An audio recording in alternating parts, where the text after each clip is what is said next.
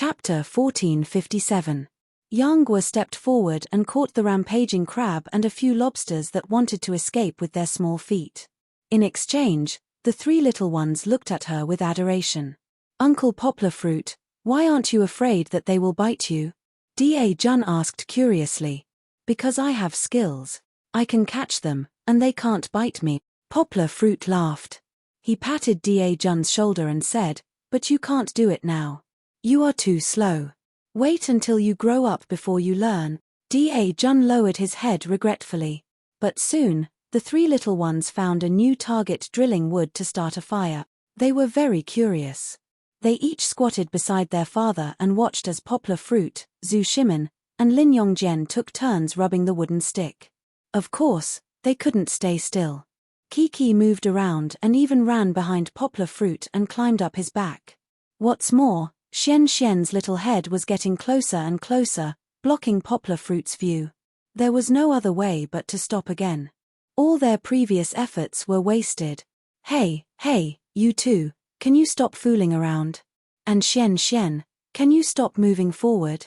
Poplar Fruit rubbed the heads of the two little ones and said, "What if there is a sudden fire, and your hair is all burned?"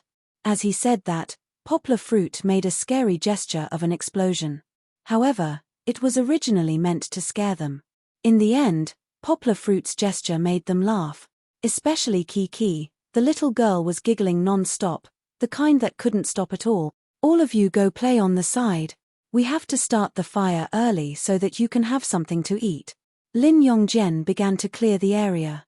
This time, the three little ones obediently went to play on the side, and Poplar Fruit and the other two finally got a moment of peace. "I think we should adjust a little," Poplar Fruit said. He used his hands to gather the wood chips and hay, and tried to get as close to the hole as possible. "First, slowly use your strength, then increase your strength. How about this? Teacher Lin, go first." Zhu Shimin handed the wooden stick to Lin Yongjian. Lin Yongjian nodded. "Yes, I'm slower. Then me. Next, Poplar Fruit, follow," Zhu Shimin said. Poplar Fruit smiled and nodded. He even stood up and twisted his arms, ready to go all out. Lin Yongjian began to heat the temperature of the wood. Zhu Shimin quickly took over. He was even faster. He did not know how the wood was, but his hands were definitely red from rubbing the wood. Poplar Fruit. In order to increase her speed, Yangwa even changed into a kneeling position. As soon as she received the wooden stick, Yangwa fiercely began to rub it. Suddenly, his hands became a shadow to him. Immediately, there was a burnt smell. Almost there, Zhu Shimin shouted excitedly. Lin Yongjian was more pragmatic. He carefully lowered his body and gathered the grass and wood chips to the side of the wooden stick. He didn't know what was going on. Poplar Fruit only saw a few sparks bursting out, and then the nearby wood chips were rubbed against each other, igniting a small flame. Then, he ignited the hay beside him. "There's fire. It's a success," Zhu Shimin shouted excitedly. The three children, who were playing in the sand, heard him and rushed over to watch the commotion. Poplar Fruit, who heard the commotion, quickly turned his head and shouted, Don't. But it was too late. The three little guys didn't run very fast, but they were still carrying the wind and sand with them. Although they stopped in front, the wind and sand rushed towards them. Not to mention the fragile little flame, even Lin Yongjian was affected. "Where's the fire?" Kiki, who was in the lead, asked.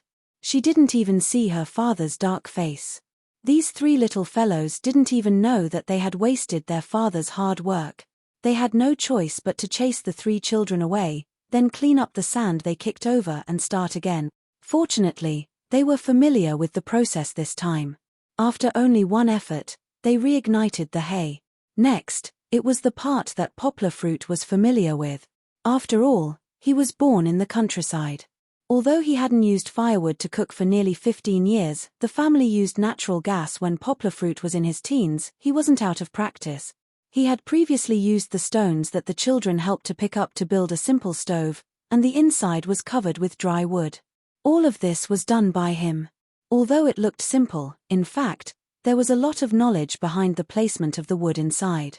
The working people had solved the problem of ventilation and oxygen through practice.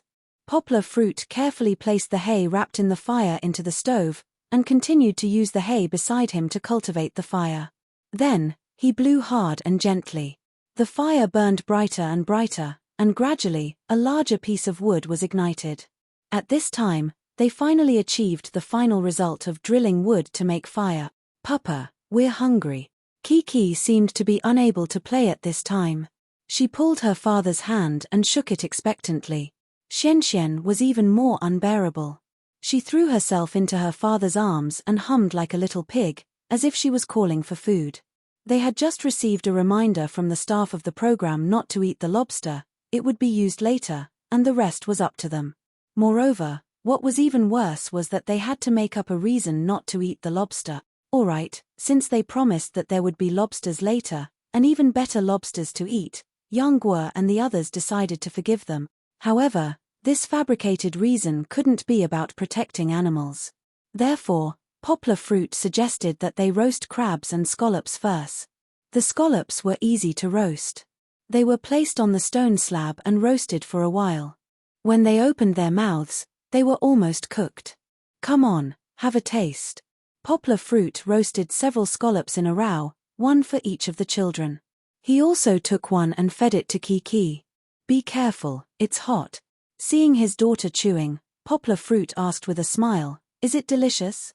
Kiki nodded and said with a smile in her eyes, "It's delicious." Although it was not as delicious as the vermicelli scallops in the hotel, they were roasted by her father after all. Moreover, she was hungry, so she chewed with saliva. However, it was just a taste. They didn't catch many scallops. Poplar Fruit and the other adults didn't eat them. They left all the scallops to the children. Each of them ate 2 scallops. Xianxian didn't like seafood very much, so she only ate 1 scallop. What about the crab? When they pulled the poor crab out of the fire, they only saw a black piece of charcoal. It was overcooked. Poplar Fruit and Zhu Shimin sighed. They had no choice. They were so focused on eating the scallops that they forgot about the crab. Moreover, they were roasting it on the wood. "Let's forget about it. I don't think we should waste it." Zhu Shimin pushed the 3 trembling lobsters and found an excuse, saying, "It's bad. It's worth a few hundred yuan. What about the children who were waiting to be fed?" A few scallops were not enough to fill the gaps between their teeth. Chapter 1458. I'm hungry. Xianxian rubbed her round but empty stomach and said pitifully, "I'm a little hungry too." Kiki had only eaten 2 scallops, so of course she was hungry. Dajuan joined in the fun. "I'm starving to death. Why do I feel that this episode is even worse than the last time you acted as a beggar?" Lin Yongjian laughed as he hugged his son and hid in the tent with everyone else. "Acting as a beggar is pretty good," Zhu Shimin said lazily. Poplar Fruit was still quite spirited as he laughed. "That's because at that time, you acted as a beggar and got buns from Xianxian, but Teacher Lin didn't." "Buns, I want to eat buns. I want to eat buns. I want to eat buns." Hearing the words buns, Xianxian was the first to get excited. Kiki and Dajuan also began to clamor as they shouted non-stop. Just now, it looked like it was going to rain, so they hid in the tent and used the excuse of taking an afternoon nap to get over their hunger. However, it looked like they could no longer fool them. The adults could still endure it, but the children could not endure it. "No, we have to protest." Protest. Poplar Fruit and Company jumped out of the tent and tried to reason with the program crew. "If you don't give us anything to eat, you should at least give the children something to eat, right? Although you said there were lobsters, distant water can't quench the present thirst." In the end, they managed to get a few packets of biscuits. The children were half full and Poplar Fruit and Company also had something to fill their stomachs with. Of course, this segment would not be broadcasted on television. Only Poplar Fruit and Company, who were actually recording the program, knew the hardships behind the glamour of recording the program. In the afternoon, the village chief finally appeared again. Liu Yi and Company, who were halfway up the mountain, also came down. The 2 teams gathered together and asked each other. They realized that they were all hungry. The feeling of returning to the Stone Age and meeting fellow townsmen immediately made them tear up as they hugged each other and cried. The village chief said a lot again. However, there were only two main points. Do you want to eat? Yes, good. Then let's have a competition. The two teams competed. Every competition had different rewards. For example, the first winning team would get a box of matches. Even though Liu Yi, poplar fruit, and the others had successfully started a fire, none of them wanted to use their hands to rub the wooden stick again. After being tormented for so long in the afternoon, even poplar fruit, who had thick skin and thick flesh, had blisters on his palms. It was only after Kiki helped to blow on his palms that they recovered. However, the first competition was to bury people on the beach. Moreover, he was burying his own child. The competition was considered fair. Although poplar fruit had 3 adults, they still had to bury 3 people. Quick, quick. Lie down first. Poplar fruit urged in a low voice. The little girl immediately lay down obediently. She really didn't have the restraint that a girl should have. She wasn't afraid that her hair would be mixed with sand. Moreover, Kiki was very smart. Before the village chief even shouted to start, she had already put sand on her body. Poplar fruit didn't know whether to laugh or cry. He lowered his head and said, "Be careful, don't get sand in your eyes. It's best if you close your eyes." Kiki closed her eyes, but her face was full of smiles. Even her mouth couldn't help but open. She felt that this game was very fun. However, it was a pity. Poplar fruit and the others had lost the first game. This was because they had to bury 3 children. Although it sounded a little scary, it was much more work than Liu Yi and the others who only needed to bury 2 children. Therefore, the first prize, the matches, went to Liu Yi and the others. Zhu Shimin clapped his hands and encouraged everyone. He smiled and said, "It's all right. Without the matches, we can still drill wood to start a fire. Let's try to win the next game." The prize for the second competition was a pot. A pot. Lin Yongjian's eyes immediately turned red. He wanted to cry but had no tears. In the afternoon, wasn't it just a pot that they had begged for? With the pot, the crab would not be roasted into charcoal. With the pot, they could cook seaweed soup for the children. With the pot, they could even cook the lobster. It was all because of this darn pot. Lin Yongjian, poplar fruit, and Zhu Shimin rubbed their palms together. It was as if they were determined to win the prize. However, Liu Yi and the others also wanted the pot. This was because with the pot, they could cook anything they wanted to eat. Without the pot, they could only cook barbecue. The first game was to bury, while the second game was to dig. The village chief had hidden the pot on the beach beneath their feet. If the team managed to dig it up, then the pot would belong to them. Oh! Lin Yongjian took the lead. Poplar fruit and the others clapped. The meaning was obvious. They had a huge advantage in this game. This was because they had 3 people, while Liu Yi and the others only had 2. Hu Jun smiled and said, "That might not be the case. In this game, there is still a huge element of luck." Without further ado, they began digging. Everyone quickly moved. However, the beach was quite big. Even if they circled it, it was enough for 10 to 20 people to search. After searching for a while, everyone began to feel frustrated. They could not dig it up at all. Liu Yi still used his hands as rods to explore the path. He inserted them into the sand and changed to another spot when he did not feel anything. Kiki was working very hard to help her father dig. The little girl's hair had been mixed with sand and was being rubbed and shaken by her father. Now, it was a mess. But this kind of mess, coupled with the animal skin clothes on her body, looked a kind of wild beauty. Or it could be said that wild and pure coexisted. Don't forget that the little girl's face was still so exquisite and charming. However, poplar fruit did not have time to care. Even the camera only gave Kiki a few shots. This was because Liu Yi had a new discovery. The most unlikely place was the most likely place. Liu Yi suddenly raised his head and looked at the village chief who was sitting by the side watching the commotion. It seemed like the village chief had not moved for a long time. According to Liu Yi's many years of experience as a variety star, bullshit, there was definitely a problem with the village chief. Liu Yi pounced on the village chief and pushed him aside without any explanation. Then, he began digging at the beach where the village chief was sitting. "I don't have it here." The village chief smiled helplessly. However, his smile, to Liu Yi, was more like a cover-up for his panic after being exposed. "It's definitely with you. Get up." Liu Yi smiled.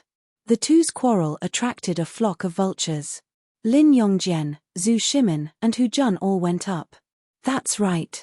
No one was stupid. They felt that it was definitely there. If not, why would the village chief struggle? Even Kiki heard the commotion and followed. However, Poplar Fruit did not. He did not join in the commotion. This was because there were already a lot of people there.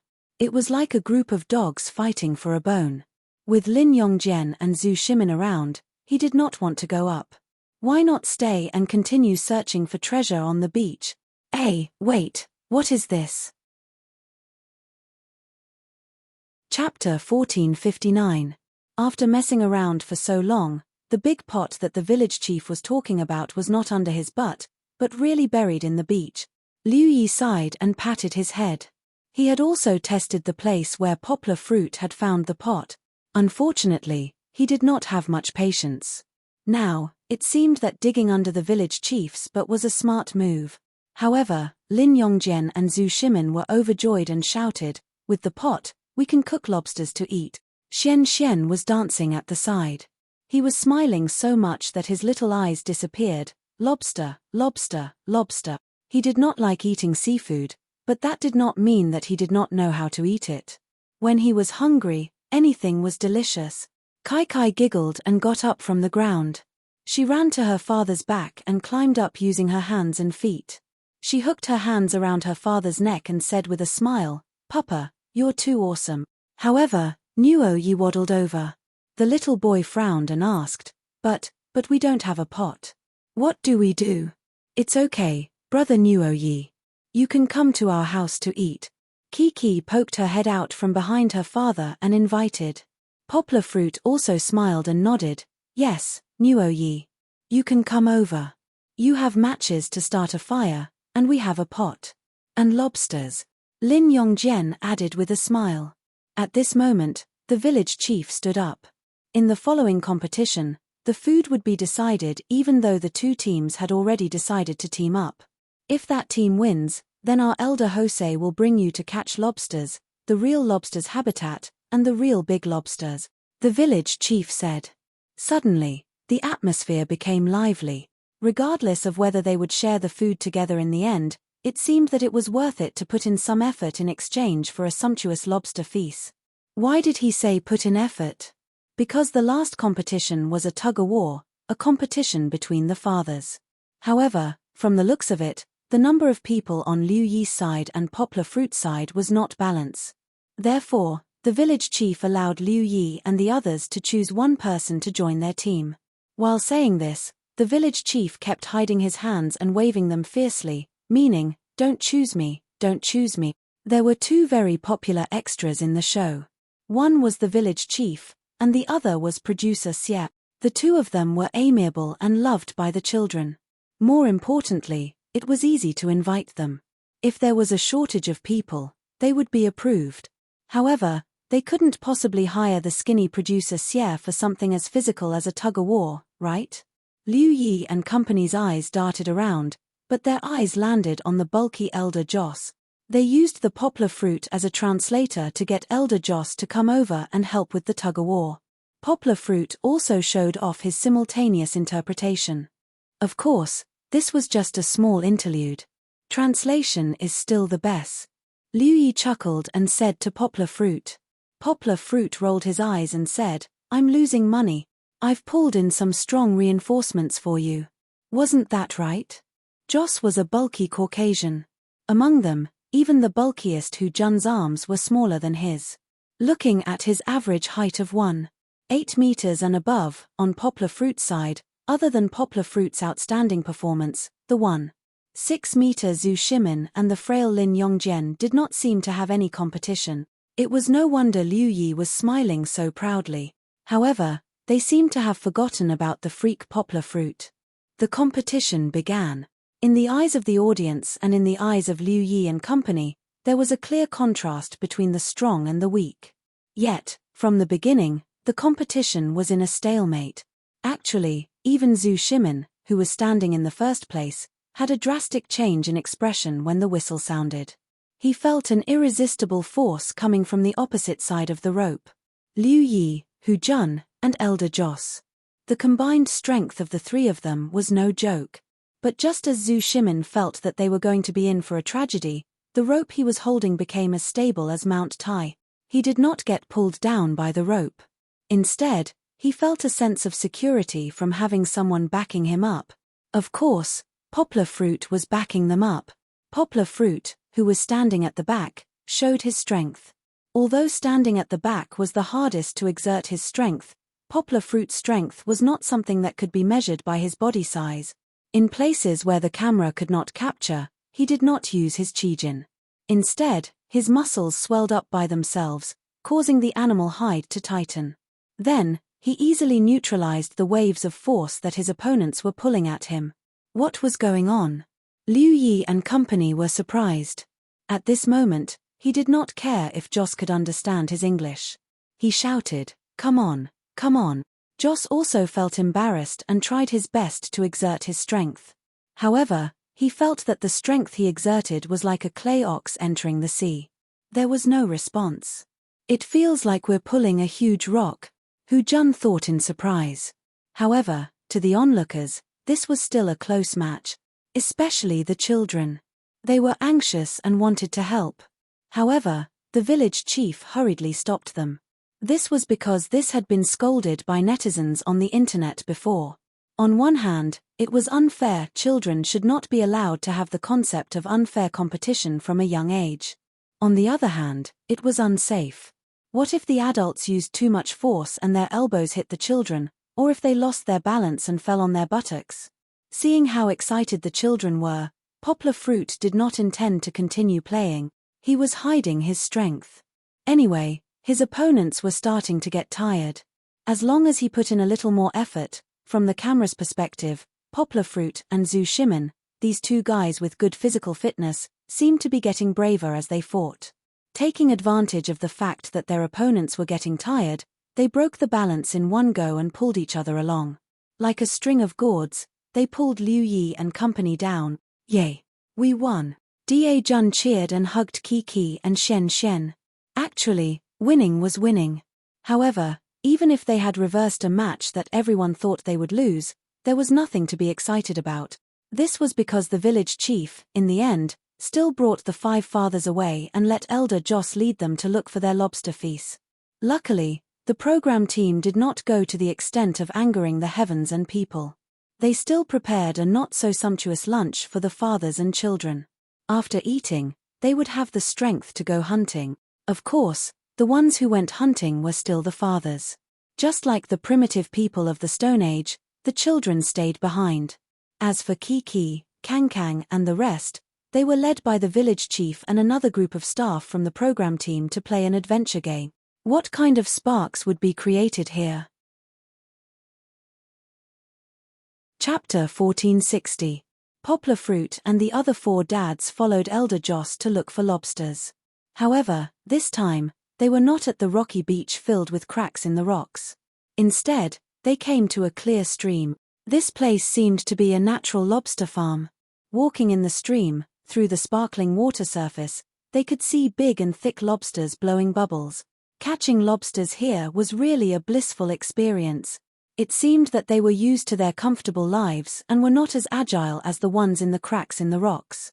Poplar Fruit and the rest bent down and gently scooped up a lobster. "Aya, I never thought that catching seafood was so easy." Lin Yongjian chuckled. This laughter had never stopped in the air above the stream. Everyone returned with a full load. Not only did they get enough lobsters, Poplar Fruit and the rest even got some extra lobsters for the staff to bring back to the hotel so that the group of mothers could enjoy a lobster feast. The camera returned to the base.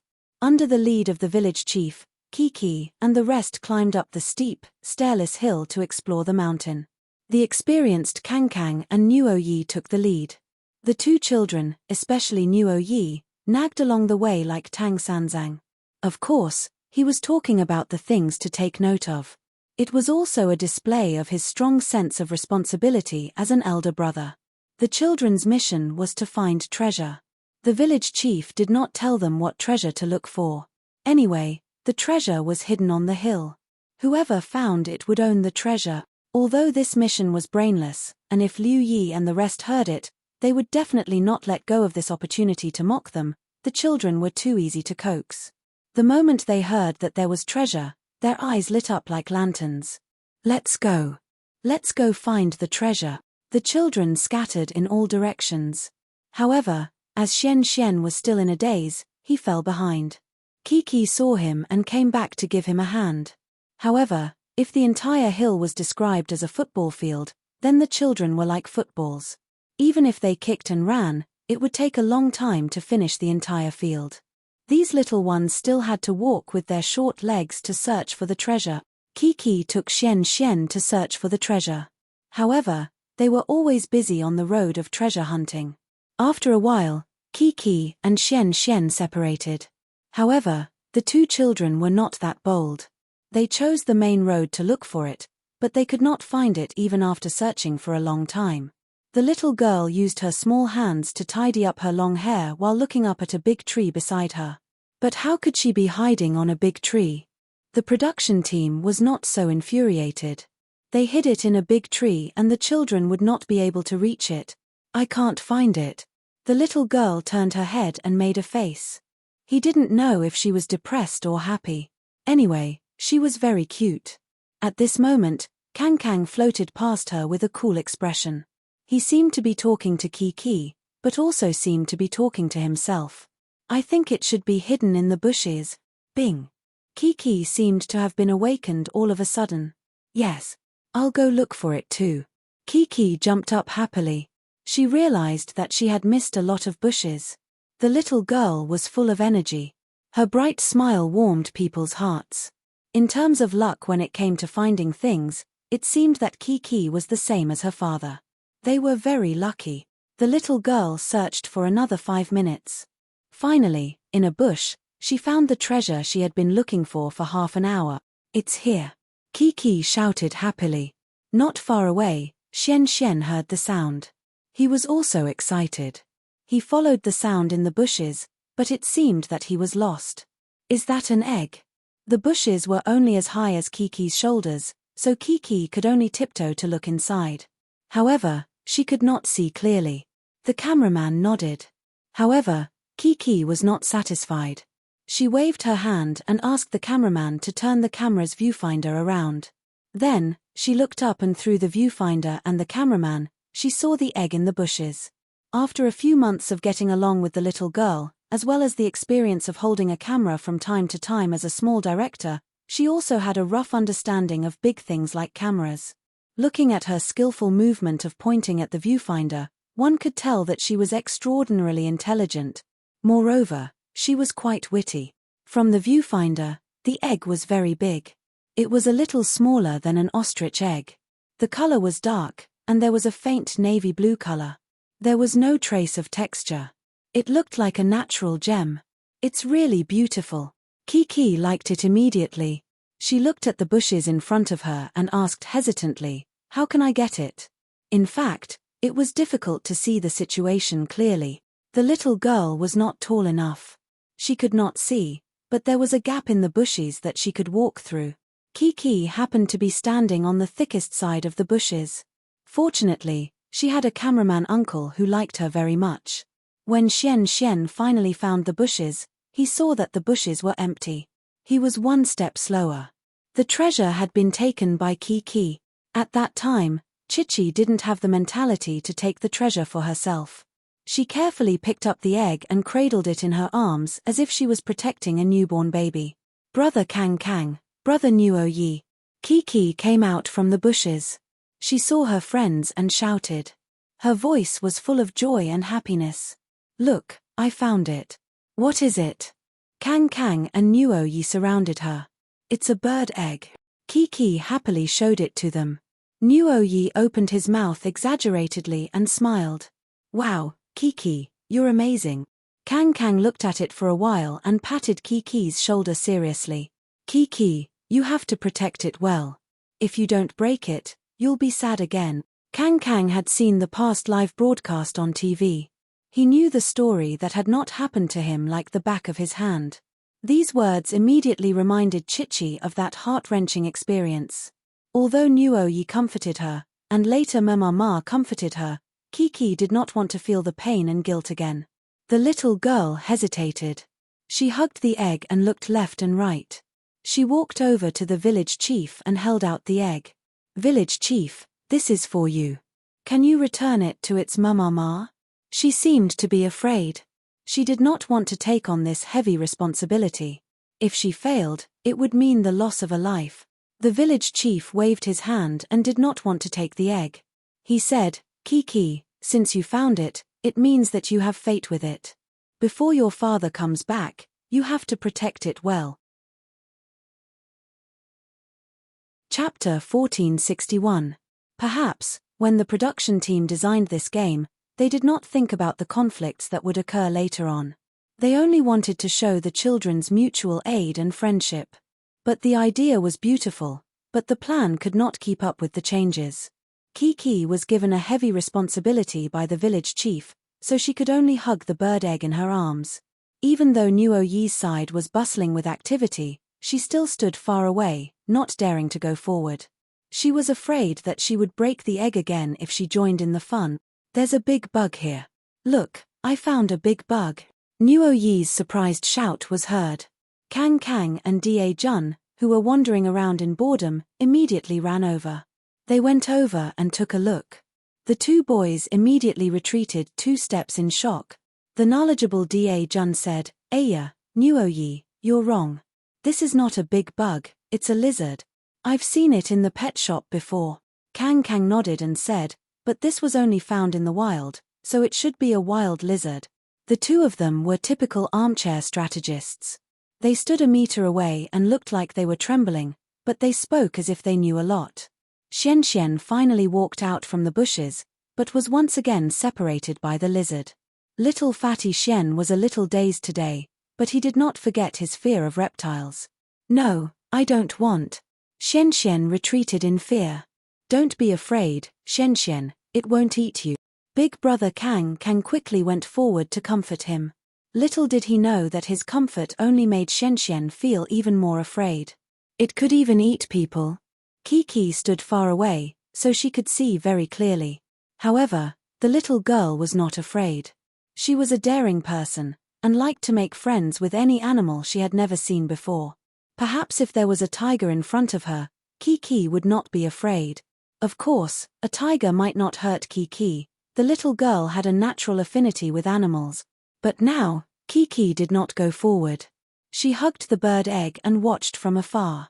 The responsibility of protecting the bird egg suppressed the little girl's curious nature. On the lizard's side, Nuo Yi had become another daredevil other than Kiki. He smiled sweetly as he circled to the back of the lizard, squatted down and grabbed it with both hands. He even grabbed it like he was grabbing a watermelon. Perhaps it was because he had been kicked twice by the struggling lizard. Nuo Yi felt a little scared. He put the lizard down again. This time, the lizard was no longer slow. Instead, it ran into the forest at a very fast speed. Xian Xian was freed. Only then did he see the egg in Kiki's arms. For a moment, little fatty Xian fell into a state of confusion. This bird's egg should be mine, Xian Xian thought blankly. If he had rushed over earlier and not gotten lost in the tall grass, then he would have found the treasure and the egg would have belonged to him. The reason why Xian Xian thought so was because in his eyes, this bird's egg was very, very beautiful. Seeing Xian Xian looking at it, Kiki kindly introduced it to Xian Xian. The village chief said that this is the egg of a bird called the emu. Its mama looks like an ostrich. In fact, the emu was also known as the Australian ostrich. I saw it in the bushes over there, Kiki said. That's right, Xian Xian also missed the treasure there. What a beautiful emerald. Xian Xian's eyes were filled with desire. It was not envy, but a desire to take it for himself. This gaze made Kiki feel a little scared, but she did not want to believe her own instincts. She even took the initiative to ask, "Xian Xian, do you want to touch it?" But at this moment, Nuoyi and the rest ran over and said, "You can't touch it. Kiki, you have to protect it." Needless to say, this bird's egg was very heavy, just like the responsibility Kiki was shouldering now. Her expression quickly became serious, and she wrapped her arms around the egg and hugged it in her arms. At this moment, Xian Xian's rationality was gradually being suppressed by the love in his heart. He tried to reach out and touch it. But Kiki dodged and said, "Xian Xian, you can't." The little girl was a little scared, and she quickly left with the egg. But Xian Xian did not give up. He waited for Kiki to sit down on the big bed in Nuoyi's camp, then ran over, looked for a while, and reached out to snatch it. Kiki was stunned. The cameraman and scriptwriter were also stunned. This was a plot they had never thought of. The conflict between the children had erupted so quickly. And how could it happen to the two children, Kiki and Xian Xian? They could not figure it out. But it was useless even if they could not figure it out. Xian Xian's snatching had already happened. No. Kiki struggled agitatedly. In terms of strength, Xian Xian could not be compared to Kiki. If Kiki was not willing to give it to him, how could Xian Xian snatch the bird's egg from Kiki's arms? But Kiki was worried that the fight between the two of them would break the bird's egg. The heavy responsibility made the little girl's agitation turn into rationality. Kiki let go of her hand, allowing Xian Xian to snatch the bird's egg away. But the grievance in the little girl's heart was like the sound of the waves, wave after wave, flooding Kiki's eyes in an instant. Woo. Kiki ran away aggrievedly, rubbing her eyes with both hands, wiping away her tears. Her crying made one's heart ache. The audience in front of the TV was almost infected by the little girl's pouting mouth and all sorts of emotional expressions. Little chubby Xian's sin value instantly rose. This unforeseen event happened too suddenly. The little friends who were playing at the side had only just reacted and hurriedly ran over. Of course, Nuoyi first ran to comfort his good friend Kiki, while Da Jun and Kang Kang looked at Da Jun and scratched their heads. Kiki's crying, and the condemning eyes of his friends, made Xian Xian feel that he was in the wrong. However, Xian Xian was still too young. He was only a little over 4 years old, his lunar birthday was in the middle of August, he had not reached the age to reflect on his mistakes. On the contrary, the guilt made Xian Xian's stubborn personality, making him even more unwilling to accept his mistakes. "Xian Xian, you can't snatch Kiki's egg. She was the one who discovered it. You should return it to her." Da Jun's words made Kiki's crying stop for a moment. She was still willing to believe in her good friend. But Xian Xian's stubbornness was there. He only snorted, imitated Kiki, and hugged the bird's egg with both hands, stood up and walked in the other direction. As if her faith had collapsed, Chichi cried even more miserably with a wah. Nuoyi hugged her, but couldn't coax her. This was even a friendship crisis.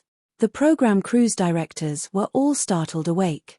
They hesitated, wondering if they should intervene. Could it be that this was the last journey, and they still wanted to make the program have a sad ending? Chapter 1462. Xian Xian snatched the treasure that Kiki found. Although it was a bird's egg, his action of making a girl cry caused a lot of discussion among the netizens. Some netizens even scolded Xian Xian angrily. But in reality, they were all children. There was no need to be so uptight. Back at the scene, Kang Kang and Da Jun persuaded Xian Xian to return the bird's egg to Kiki. Da Jun scratched his head. He was helpless against Xian Xian's stubbornness. But luckily, there was Kang Kang. He was smart. He blinked and said to Xian Xian, "Xian Xian, didn't you say before that you liked Kiki? Now you've made her cry again. She might not like to play with you in the future." Kang Kang's words were like a bell in Xian Xian's heart. He realized that he had made a big mistake, but he was still hesitating. "Yes, you should return it to Kiki." Da Jun nodded and said, "We're good friends. You can't steal our things." Kang Kang was like an old mother. She said earnestly, "We should share." There was a problem with the logic, but Xian Xian gradually understood. He turned around and looked at Chichi, who was crying so hard that her face had turned red. His sister looked very sad because he was the one who hurt her heart. Guilt replaced the joy he felt from taking the bird's egg. Xian moved. He pouted and walked towards Kiki. Kiki's sadness was not only because the bird's egg was stolen. More importantly, it was because her trusted friend did it. She couldn't understand. She was very sad. Since young, Kiki rarely had the experience of snatching toys from her friends. Xian walked over. Of course, he didn't apologize. It wasn't that he didn't want to apologize, but he didn't know how to say it. He was too young. The apology was stuck in his throat. It was hard to say. He raised his hands and handed the bird's egg to Kiki. He even placed it in her arms. Of course, little fatty Xian's expression was very complicated. There was reluctance, regret and guilt. The adults in the production team had wanted to intervene, but since the situation had taken a turn for the better, they stopped and wanted to see how the children would deal with such a situation on their own. What would Kiki do if Xian returned the egg? Should he turn his head and leave, or should he awkwardly accept it with a knot in his heart that would destroy their friendship? Regardless of the choice, the audience was mentally prepared because what Xian had done before was indeed too much. They had already thought of a line to defend Kiki. If it were an adult like me, I would have made the same choice. However, adults were adults after all. The innocence of children was something they could never imagine. Chichi was stunned for a moment before she lowered her head to look at the egg in her arms. After a while, she finally took it. She carefully held it close to her chest with one hand, while the other hand reached out. The little girl smiled through her tears. Her smile was very bright and not forced at all. She reached out and pulled Xian into her arms. Of course, there was still a fuse in the middle, the egg. This scene was very difficult to understand logically. Why did Kiki not pursue the matter? Why did she smile and give Xian a hug? Sister Kiki, I'm sorry. Xian's hanging heart relaxed a little. He finally said the apology that he had suppressed in his heart. It's okay. I've already forgiven you. Kiki's face was still covered in tears and her voice was still a little sobbing. However, she was smiling happily. Perhaps, this didn't need any logic to explain. Between children, gratitude and grudges were just clouds in the past. Even if it wasn't resolved now, it would probably disappear in a night. Chichi had merely resolved this conflict even faster than before. It had to be said that sometimes, a smile could resolve conflicts better than coldness. It could unite people's hearts. Seeing Kiki and Xian hugging each other like brothers, Nuo Yi, Kang and Da Jun also cheered and hugged them in the middle. Aya, don't squeeze anymore. Kiki giggled in the middle. If you squeeze again, the egg will break. The little girl still didn't know what the meaning of this sentence was. In any case, she made the audience in front of the TV laugh. Hearing Kiki's cry, Kang and the others let go of their hands. Then, the four boys, including Xian, under Kang's command, held hands and formed a large circle, surrounding Kiki in the middle. We have to protect Kiki and the egg, Kang said righteously to the camera. You can't come close. Xian finally stopped being confused. The boy with curly hair also said in a childish voice, you can't come close. Kiki was in the middle. She giggled and used animal skin to wipe away the tear stain. She smiled and said, you don't have to be like this. I feel that, Kiki. You are very much like a princess now. Nuo Yi laughed. We are your knights. Really? The little girl was so happy that even her eyebrows seemed to be smiling. This was quite good. She was laughing without a care in the world. Good friends should be like this. If you did something wrong, you should change and be brave enough to apologize. More importantly, you should face each other with a tolerant heart and smile at each other. They laughed like this until the fathers came back. Even, at the bonfire dinner by the seaside, they ate cooked lobsters. Everyone was happy and harmonious. They didn't know that the children had a friendship crisis in the mountains. If you didn't tell me, I wouldn't know. In front of a screen, Poplar Fruit laughed while being interviewed. I just watched the video and understood the cause and effect of this matter. In fact, Poplar Fruit was quite surprised and happy with his daughter's performance. After a pause, Poplar Fruit spread his hands and said with some emotion, "Everyone has seen it. Sometimes, material things and treasures are really not important. What is important is the feelings between us." Poplar Fruit said sincerely. Xian might have done something wrong in the beginning. At the beginning, Kiki shouldn't have avoided letting Xian see the egg. Poplar Fruit laughed. His laugh was quite relaxed. We should allow children to make mistakes and have a more tolerant attitude. The question is whether they can learn from their mistakes. Xian will be a good child. Poplar Fruit gave a thumbs up. He wouldn't pursue the matter. He did it. He was able to put down his pride and apologize. This is very rare. Sometimes, we adults can't be as brave as him to admit our mistakes. I believe that he is great now, and he will be great in the future. The debate should stop for a while. How can there be no twists and turns in the path of growth? We should be glad that the children are developing in a good direction. Furthermore, their friendship would become even stronger after going through so many twists and turns. Chapter 1463. When the fathers returned, it was already close to evening. Everyone was busy cooking lobsters while enjoying the unique sunset scenery on the coast. Eating lobsters, singing, chatting, and playing by the campfire. A few hours passed in the blink of an eye. The little ones were all sleepy. Both father and son pairs extinguished the campfire and returned to their own campsites to rest. The depressing thing was that although they had come to the beautiful Western Australia, they were tormented by the production team to the point that they could only sleep in a tattered tent by the beach. Of course, if it were not for taking care of the children, Poplar Fruit would think that such a wild life was actually very fun. He was not a professional backpacker, but the carefree attitude of backpackers made him quite envious. This could be seen from the fact that he had dared to drive around 6 provinces with his daughter and good friends in a car in the past. However, as he grew older and had a family, Poplar Fruit had become much more mature. Now, what he did was more to protect and not to pursue excitement. Therefore, Poplar Fruit woke up in the middle of the night. After covering Kiki with a blanket, he went to patrol the beach outside. Although the production team said that it was fine, what if the tide really rose? Luckily, the night was peaceful. When they woke up the next day, a new day of challenges and adventures began. However, the village chief's words left his father and children dumbfounded. The team that loses the competition will choose a family to stay on this beach. It was like a bolt from the blue. The winning team could go to the beautiful Margaret Town to experience modern life, while the losing team had to stay and continue to be primitive people. Oh God, we have had enough of being primitive people.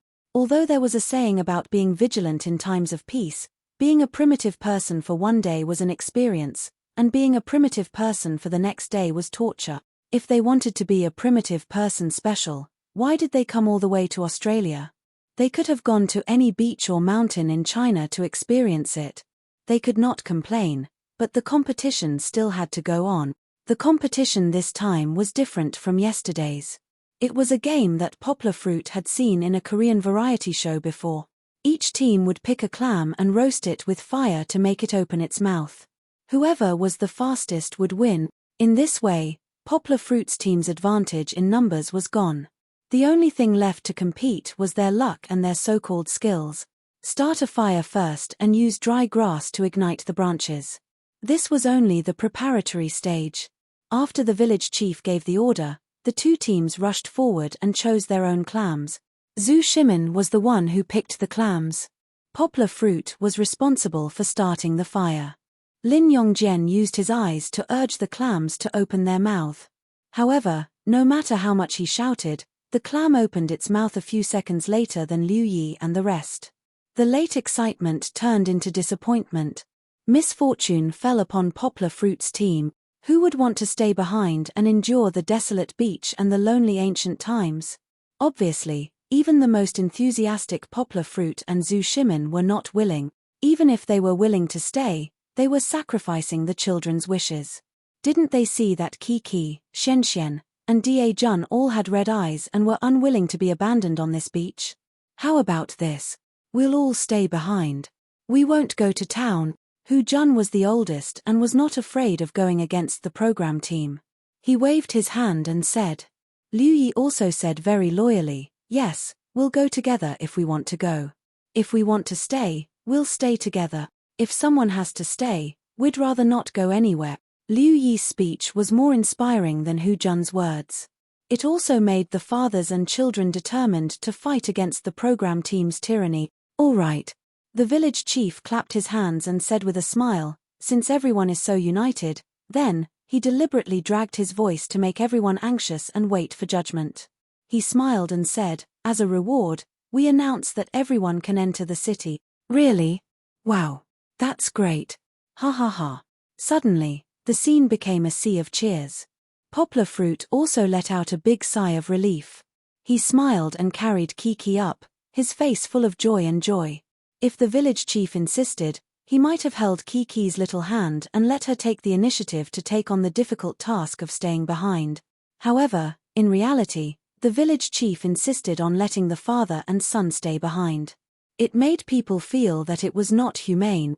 A parent-child program did not need to be as cruel as an adult reality show. It should be more humane and designed to be more heartwarming. Zhu Shimin and Xianxian stayed behind because they wanted to stay. Xiao Han did not see the need for them to stay. Since they could enter the city, then the mission was given to them.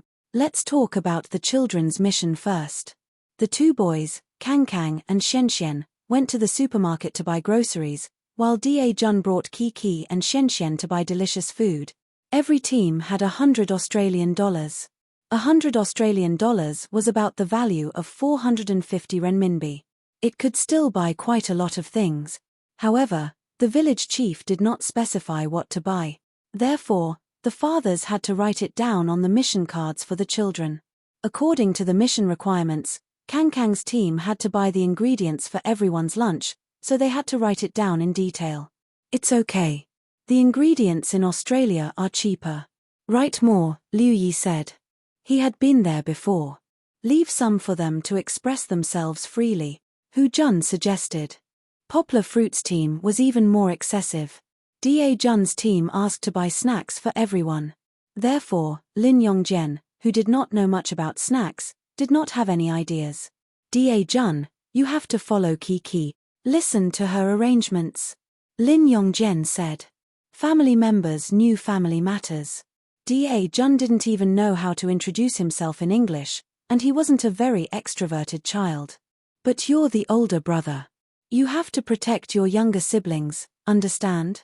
Poplar Fruit also patted his daughter's shoulder and smiled.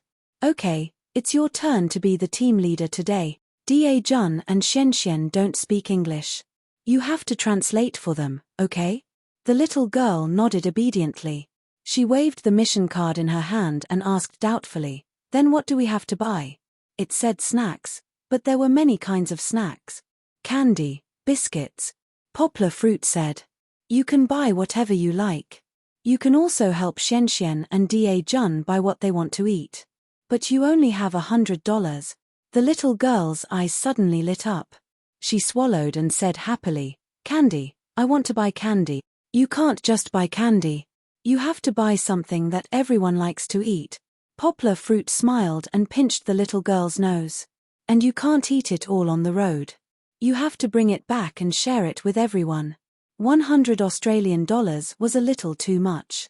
Poplar Fruit said, if you have more money, you can find Kang and the others and ask them what they want to eat. Chapter 1464. The production team's bus brought the 10 primitive people to Margaret River Town. Before getting off the bus, Liu Yi helplessly asked, don't we need to change out of these clothes? The answer was no.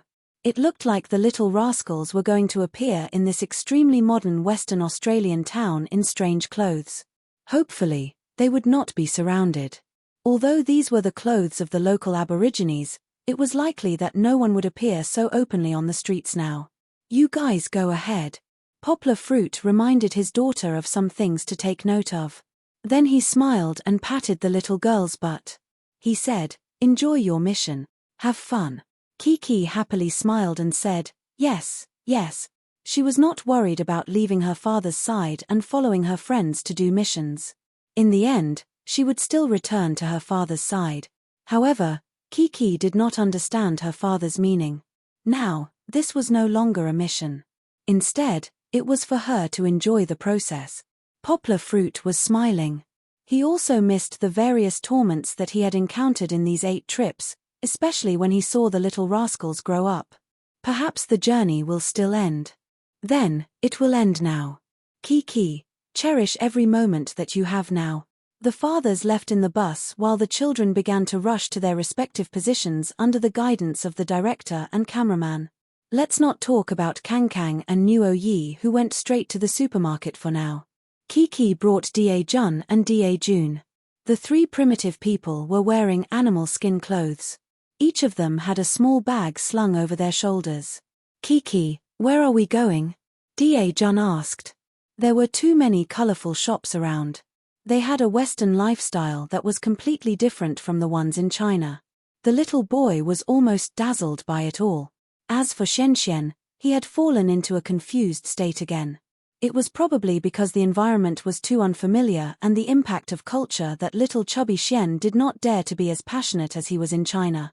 He followed closely behind Sister Kiki and did not dare to fall behind by half a meter. Here, Xian couldn't even speak or understand English. He was afraid that he would get lost and never be able to find his way back. On the other hand, Kiki was like a fish in water. She was very familiar with the English environment. When she was young, she spent some time in the United States, Canada, France, England, and even Sweden. Although Kiki could speak French, English was a universal language after all. In the past, she had only heard that she was familiar with English, but as the little girl slowly grew up, she watched English cartoons by herself, chatted with Little Seven and other good friends over the internet, in kindergarten, and even in her father's school, honed her English level.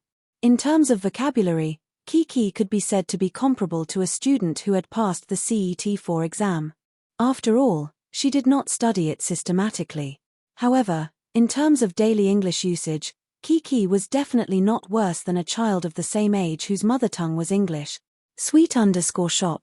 Before Kiki could answer Da Jun's question, she suddenly saw something that made her shout excitedly, "Brother Da Jun, Xian, that's the candy shop. Let's go to the candy shop, okay?" "Okay, my dad said that I'll listen to you today." Da Jun nodded. Xian followed closely and expressed his intention with his actions. Regardless of whether he understood or not, when he heard the word candy, Xian's spirit was lifted. When they walked into the candy shop, it was different from the old grandpas and store managers in the United States. There were some young girls working here, but they were very happy to receive the little guys. Kiki remembered her dad's instruction to help Da Jun and the others translate. After listening to the shop assistant, Kiki turned to Da Jun and Xian and said, "They asked us what candy we want." Well, the translation was quite good, but Da Jun and Xian both had their mouths wide open and didn't know what to say. The candy shop was filled with a sweet smell, as if they were soaked in honey. The shop was almost surrounded by cupboards, and each cupboard was filled with all kinds of candies. There were almost no duplicates. This couldn't be seen in China. Foreign candy shops specialized in selling candies. The most attractive thing about them was that they had a variety of candies. They were creative and colorful. Almost no children could taste all the candies, so they were especially popular among children under the age of 12. The children in China weren't so lucky. Except for the major cities, there were very few candy shops. Even if there were, they weren't opened for children. If the children wanted to eat candy, the parents would generally only buy it in the supermarket. Hard candies, soft candies, fruit candies, lollipops, there was no creativity at all. Even for Kiki, she missed the experience of going to the candy shop with Alan's wife and children when she was in the United States with her dad. When she returned to China, she only had such a surprise on her birthday. Alan sent Kiki's favorite candy gift across the sea. So when Kiki asked Da Jun and Xian to say it, how could they say it? After staring at each other for a while, Kiki had no choice but to turn around and continue to communicate with the beautiful shop assistant in the shop. "Do you have any recommendations? How about this candy?" The shop assistant took out a large glass candy jar. I like these. Kiki nodded happily. She turned around and introduced it to Xian Xian and the others. This is a very delicious candy. It looks like an old man's cane. It's even better than lollipops. There are many flavors. Xian Xian was drooling. He nodded vigorously, and Jun also pushed Kiki and said, Kiki, buy it. I think it's delicious. Then we want 5. Kiki turned around and said to the shop assistant, I want every flavor. I like the orange candy cane the best. Kiki also bought some fruit-flavored gummies, but these gummies were different from the ones in China. There were rectangles, spheres, and ovals. There were also many flavors, such as apple mixed with blackberry, apple mixed with custard. Kiki asked the shop assistant to get a little of each flavor so that everyone could have their favorite candy. There were also chocolate truffle candies, a little like Feroli, but more expensive, chocolate ice cream sandwich candies, and cream pudding candies. How much is it? Kiki asked. Xian Xian and Jun, who were behind them, were looking forward to it. As Kiki had been explaining to them, the 2 boys kept swallowing their saliva.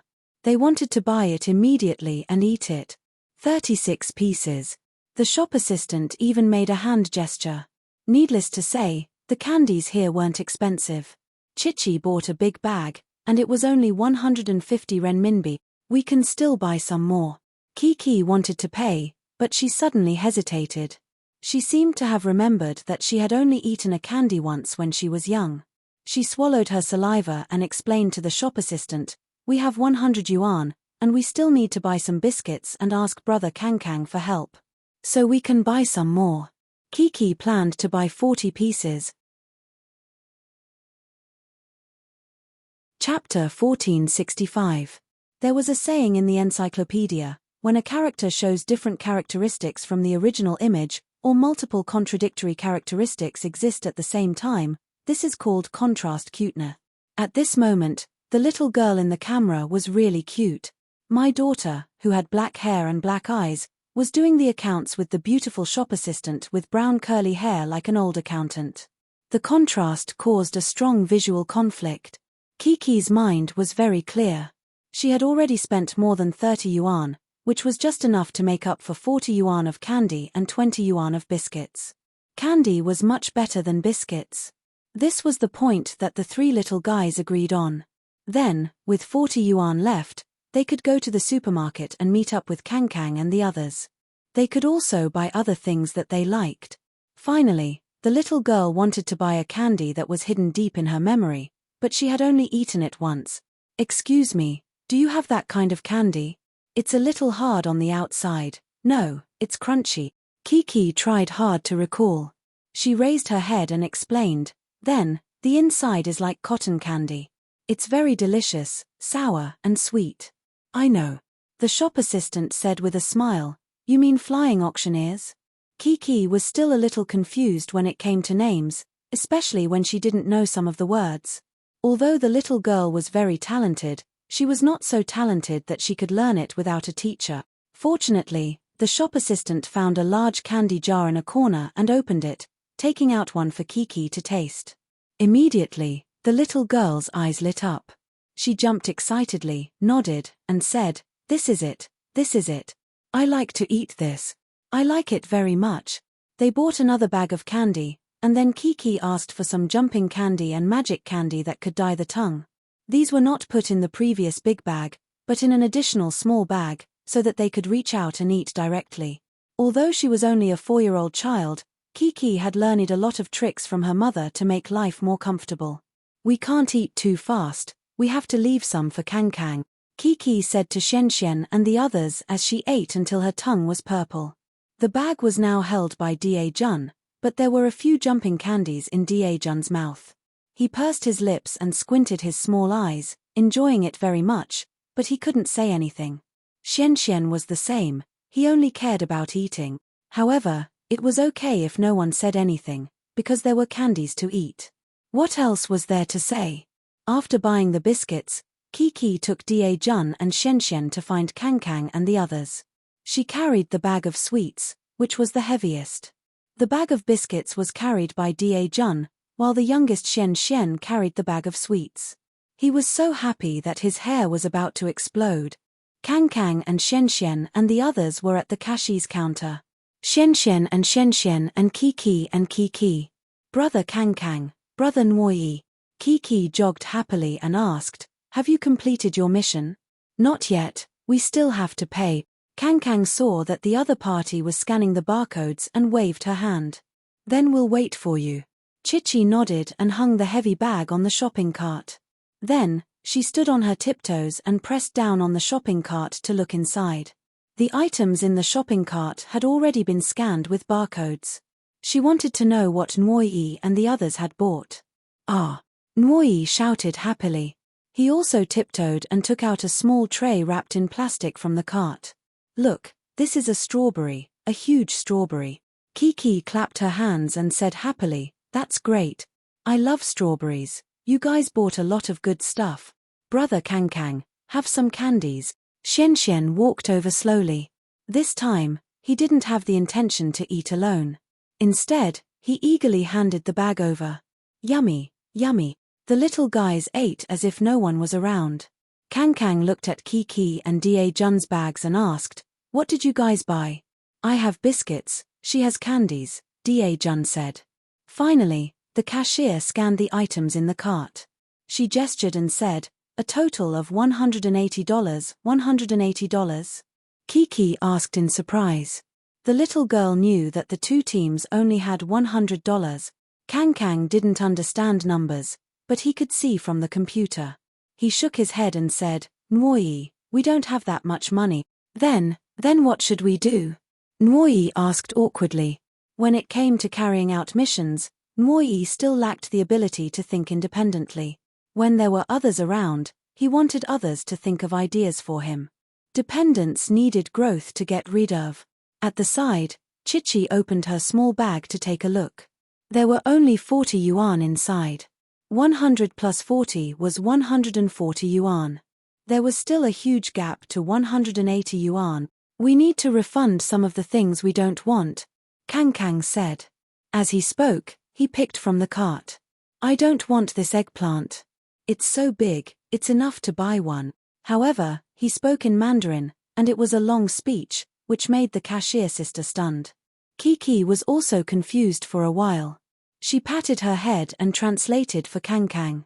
"Sister, we don't have enough money. Can you refund these for us?"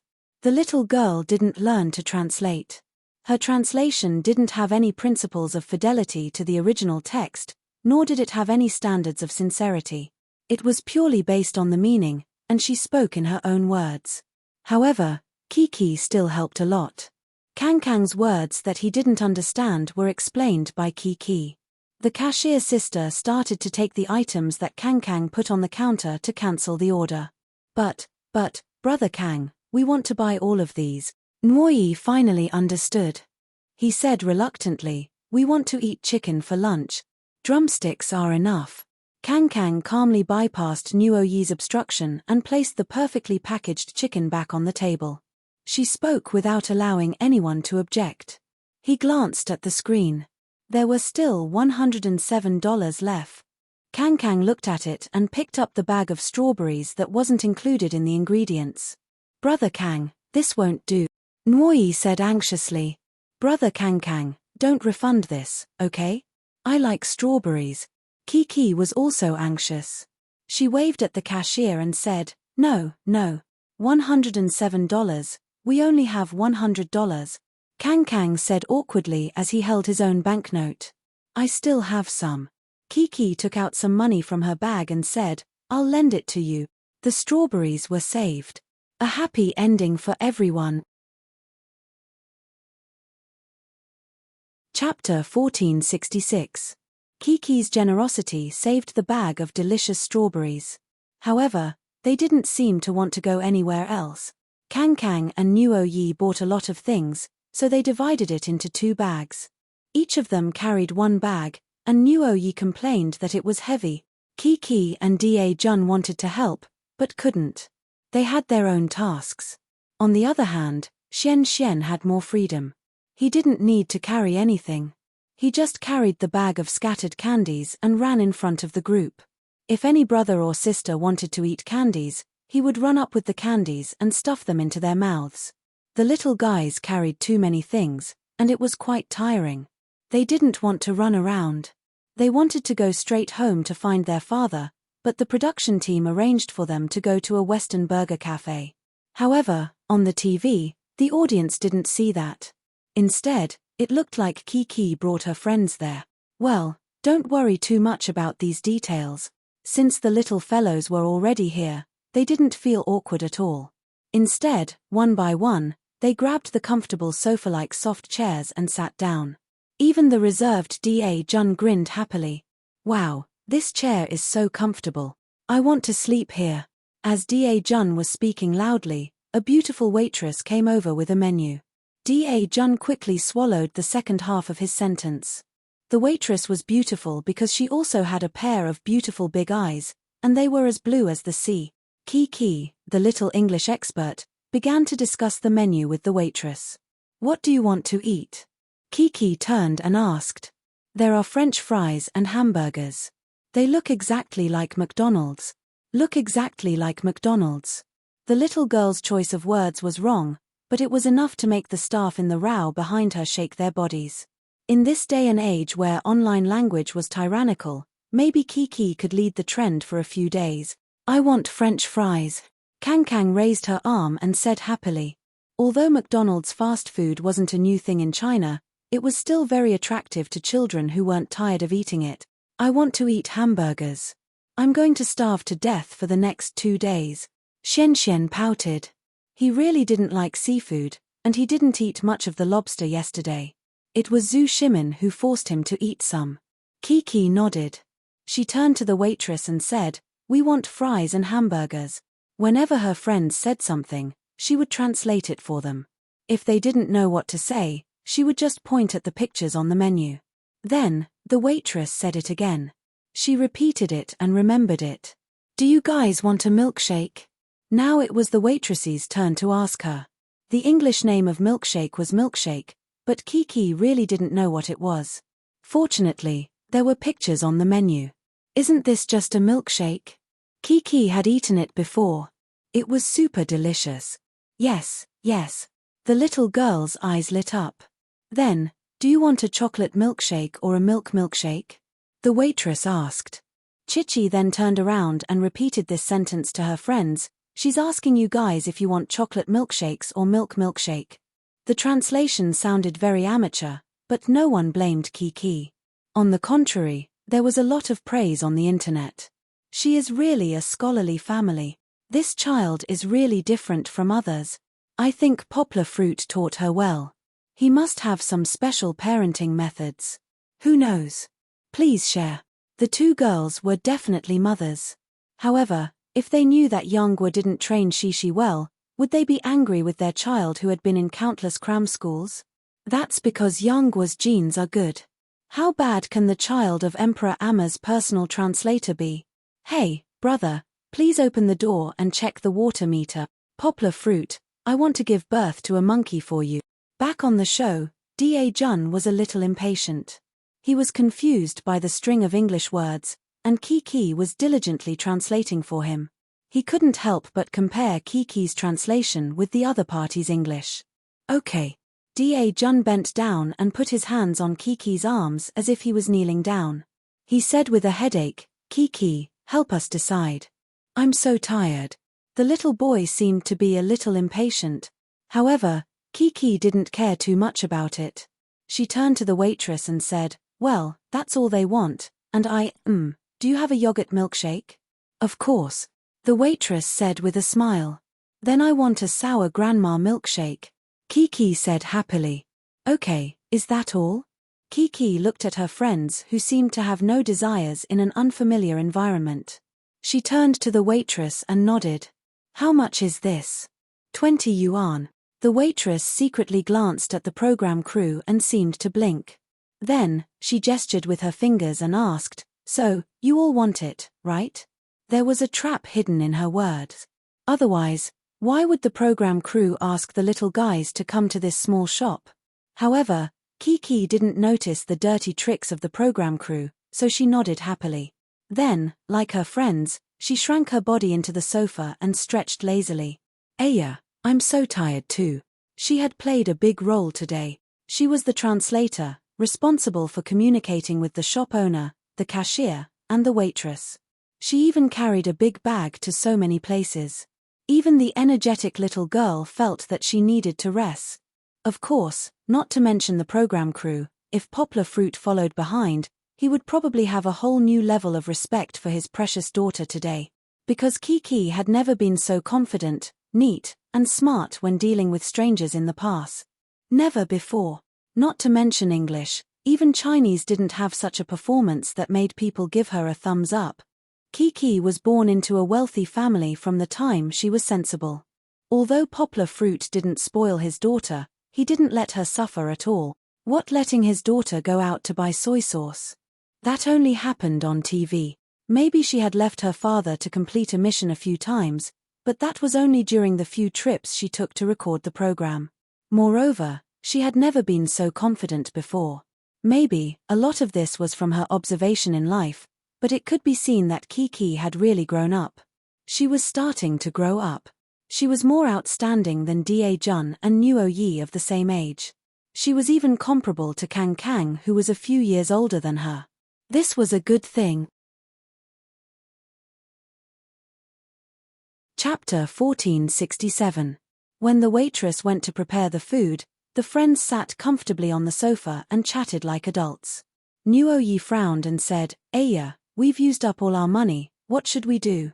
Kiki got up and said, Nuo Yi, don't be afraid. We still have money. Don't worry, I'll treat you. Her tone was like an adult. If it wasn't for her sweet smile, Poplar Fruit would have thought that his daughter's tone was like Zheng Yujie's. Nuo Yi immediately beamed with joy and gave her a thumbs up. That's great, Chichi. You're my good friend. Kang Kang asked doubtfully, Kiki, shouldn't you use your money to buy good food? If you spend it here, won't you be scolded when you go back? The little boy was more considerate. Kiki thought and shook her head, no, we've already bought a lot of good food. My dad said that we can buy whatever we like. Yes, we bought biscuits. Da Jun agreed, a lot of biscuits, and Kiki has a lot of candy. I have a lot of candy here too. It's super delicious. It's super delicious. Xian picked up the bag and was silent for a long time. He had been eating for a long time and finally had a chance to show off. He was so happy that he opened his mouth wide and danced as he spoke. Xian, look at your tongue. Kang Kang seemed to have discovered a new world. He suddenly got up from his seat and said with his eyes wide open, it's blue, it looks like it's poisoned. Look. After Xian stuck out his tongue, Kang Kang excitedly jumped over to check. Nuo Yi also made a surprised expression. However, Kiki, Da Jun and Xian weren't afraid, especially Kiki. She giggled and waved her hand, saying to Kang Kang, Brother Kang Kang, it's not like that. Look at my tongue. She stuck out her cute tongue, which was a seductive purple. Da Jun copied Kiki and said, look at mine is golden. What's going on? Kang Kang was a little confused. We ate a kind of candy. Kiki didn't keep them in suspense. She smiled and explained to Brother Kang Kang, that kind of candy can dye our tongues into other colors. It's super fun. Nuo Yi also ate it just now. Kang Kang turned her head and realized that Nuo Yi's tongue had turned bright red at some point. Did my tongue change color too? Nuo Yi was no longer afraid. Instead, he asked happily as if he had joined a large group, what color is mine? Da Jun sat beside him and turned Nuo Yi's head to examine it. Then, he laughed and said, red, as if you're bleeding. Ouch, my tongue is bleeding. I'm a vampire. Blah blah blah. Nuo Yi said while dancing with joy. He also teased Da Jun to the point that he danced with joy and played along with him. Brother Kang Kang, do you want it? Xian found a color-changing candy that he hadn't eaten. This one was green and handed it over. Ah, okay. Kang Kang didn't mind. He pinched his throat and pretended to be an old lady. He took the candy and ate it. This was great. The tongues of the 5 little ones all turned colorful. It was as if they had found a new toy. Each of them bared their fangs and brandished their claws at each other, roaring like wild beasts emerging one after another. It wasn't until the waitress came out with the food that the 5 little ones shyly closed their mouths. However, their foreheads were full of sweat and they were full of energy. Who was the one who shouted that they were tired? Wait a minute. Kiki suddenly realized something was wrong. Why were there so many? A few waitresses followed the waitress from before. They carried plates and filled the table in front of them. Everyone had a plate in front of them. There were fries, hamburgers, and milkshakes. God! The little one was stunned. She looked at the table full of food and a few question marks floated above her head. We ordered so much. Isn't it too much? It seems like we can't finish it. What should we do? The innocent little girl didn't expect that this was a trap set up by the production team and the waitress. She was still wondering if she had made a mistake before. She had asked the waitress to order only 1 portion of food. In the end, it became 1 portion per person. Wow! There's so much good food. Nuo Yi happily went to the front of the table. He was dazzled by the food. In the end, he took the fries in front of him and tasted it. Delicious, super delicious, Nuo Yi said while giving a thumbs up. Kiki looked at the waitress and then looked at her little friends. She was actually still a little confused, but the little girl didn't take it to heart. Now, she also wanted to eat good food. For example, the yogurt milkshake that she ordered. Brother Kang, this is your chocolate milkshake. Kiki knelt on the chair with both her elbows on the table. She turned each cup of milkshake and looked at the label on it. Then, she distributed the milkshake to her little friends according to the order they had ordered. The milkshake was very delicious. It was like ice cream. Usually, it was eaten with a straw. However, Kiki used a small spoon. She felt that by eating slowly and tasting it slowly, she could enjoy the cold and delicious taste of the yogurt milkshake more. I love eating this. It seemed that there was nothing that Kiki didn't like to eat today. She was the one who had picked it all. At this time, only Kiki was talking. The other little friends were eating the food in front of them with all their might. They weren't very hungry. Other than Xian, everyone was eating the best milkshakes. Xian seemed to be really hungry. He directly held a hamburger and ate it heartily. His cheeks were bulging as he ate. Little Pang Xian hadn't eaten well for more than a day. He didn't seem to have any ability to resist this kind of meaty hamburger at all. Xian ate a little too quickly. When Kiki saw this, she quickly opened the milkshake for him and put in a straw so that he could drink some water. Kang smiled and said, Brother Xian, no one will fight with you. Don't be afraid. Xian didn't respond. In front of delicious food, everything else was fleeting. However, not long after, everyone didn't want to continue eating after drinking the milkshake. Xian was the same. After eating half of the hamburger, he was full. What do we do with the rest? Kiki scratched her head. There was still a lot that hadn't been eaten. We can't waste it. Let's pack it up and take it away. Kang finally played the role of a big brother. He waved his hand and commanded. While letting the waitress pack it up, Kiki also paid the bill with the waitress. How much is it in total? 100. What? The little girl held the remaining 30 yuan in her hand and looked at the waitress in shock. Chapter 1468. The awkward atmosphere gradually filled the entire coffee shop. Shishi's expression at this moment was even more embarrassed. The little girl's 2 little hands were clasped together. She tensed up her little face nervously and embarrassedly squeezed out a little smile and said, But, I only have 33 yuan. Her friends were very happy. They didn't understand, so they didn't have to worry about not having enough money to pay the bill. The others chattered. Xian carried the packed food and smiled foolishly.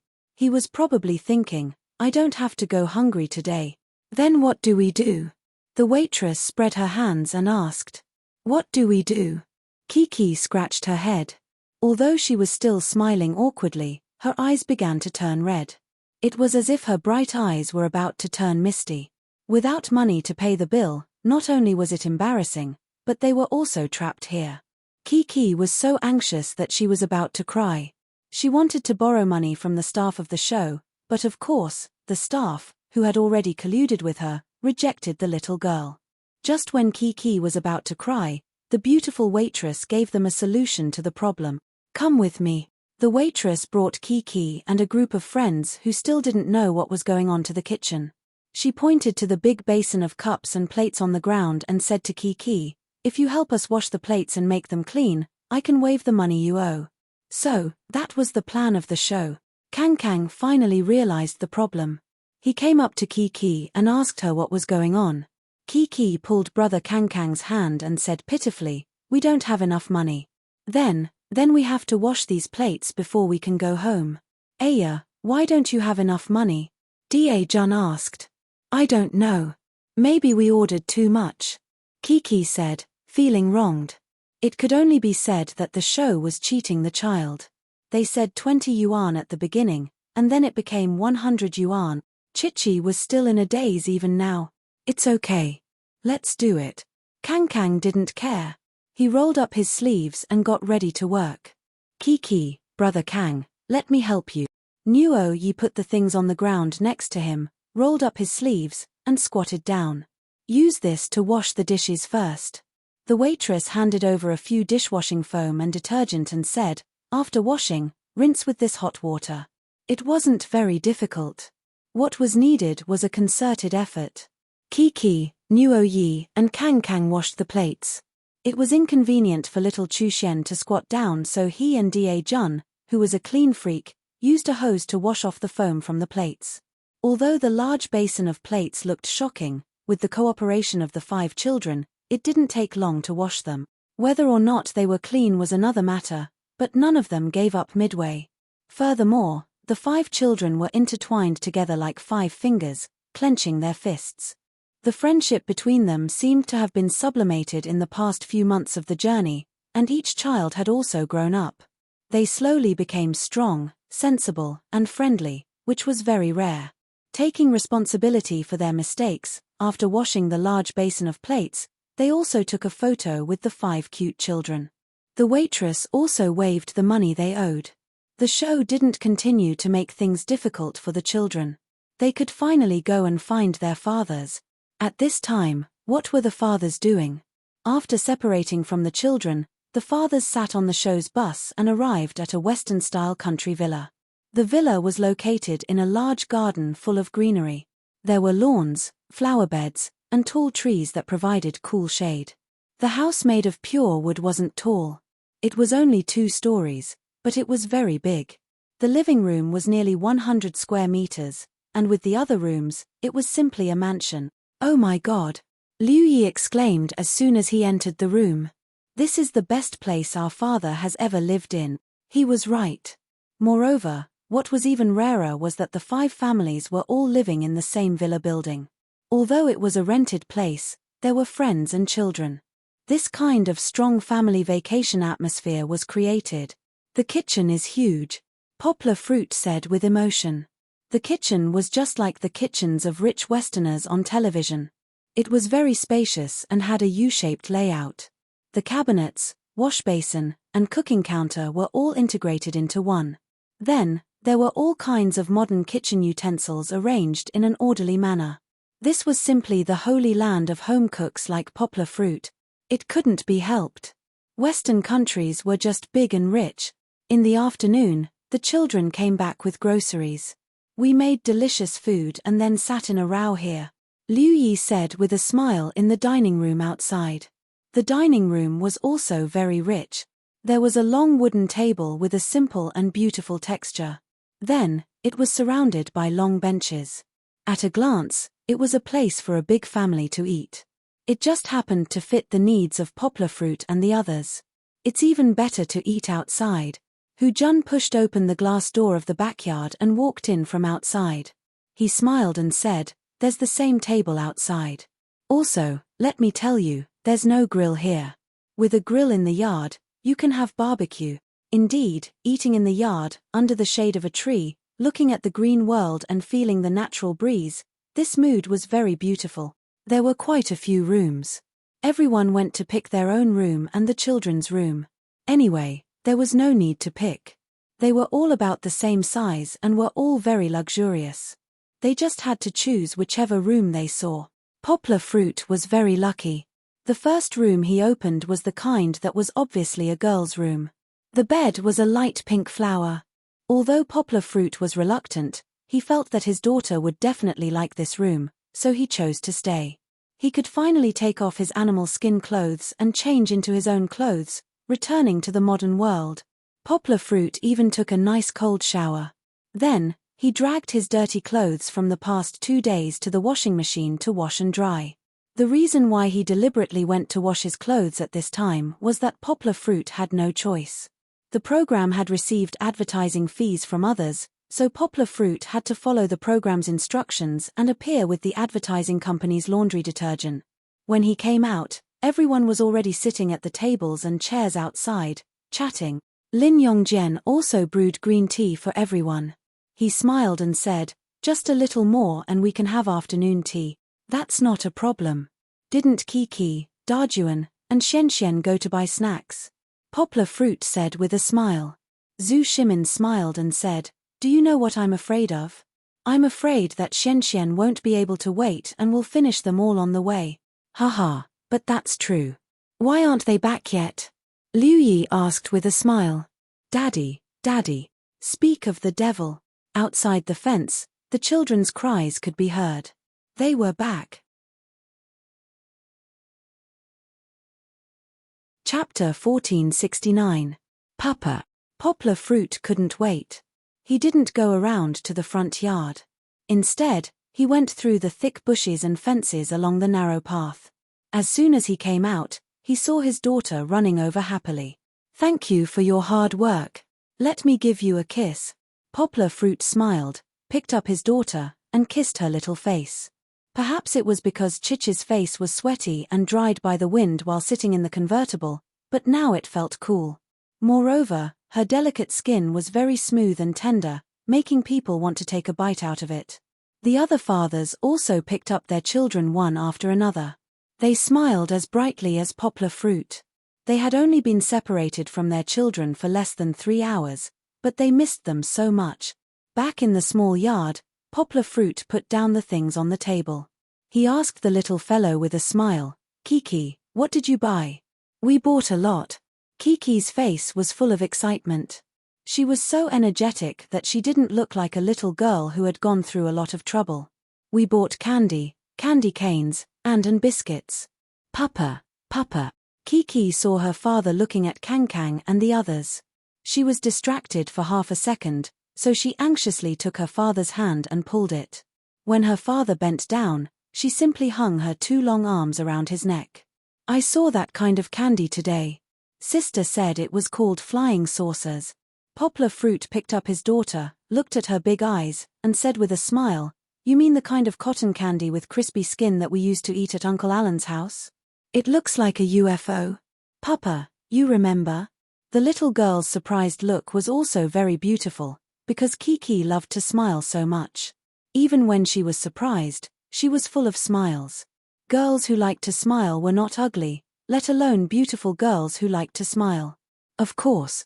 Poplar Fruit laughed. "You liked it very much at that time." Of course, that was not the reason. Poplar Fruit's brain was like a computer, and he remembered everything. Based on his daughter's description, he searched his mind and found this memory.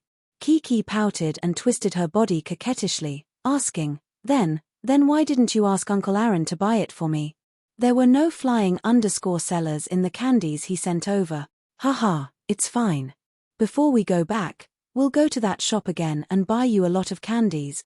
You can eat as much as you want," Poplar Fruit said with a smile. Okay. The little girl giggled and nodded in satisfaction. She jumped down from her father's arms. Kiki no longer liked others holding onto her and refusing to let go. Now that she could walk on her own, Kiki liked to walk on her own. On the other side, Zhu Shimin also opened the paper bag that Xianxian was holding and asked in surprise, "Wow, why did you buy so many hamburgers and fries?"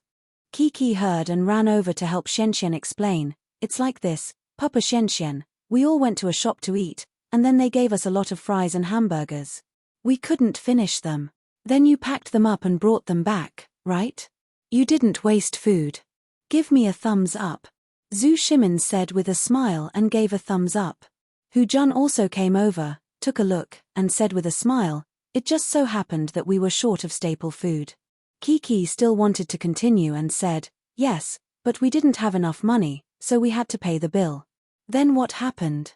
Poplar Fruit said with a smile, did you borrow money from uncle and auntie, or did you tell others that you came back to ask Papa for money?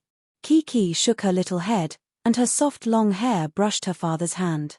She said, neither. We didn't have money to pay the bill, so my sister asked us to wash the dishes.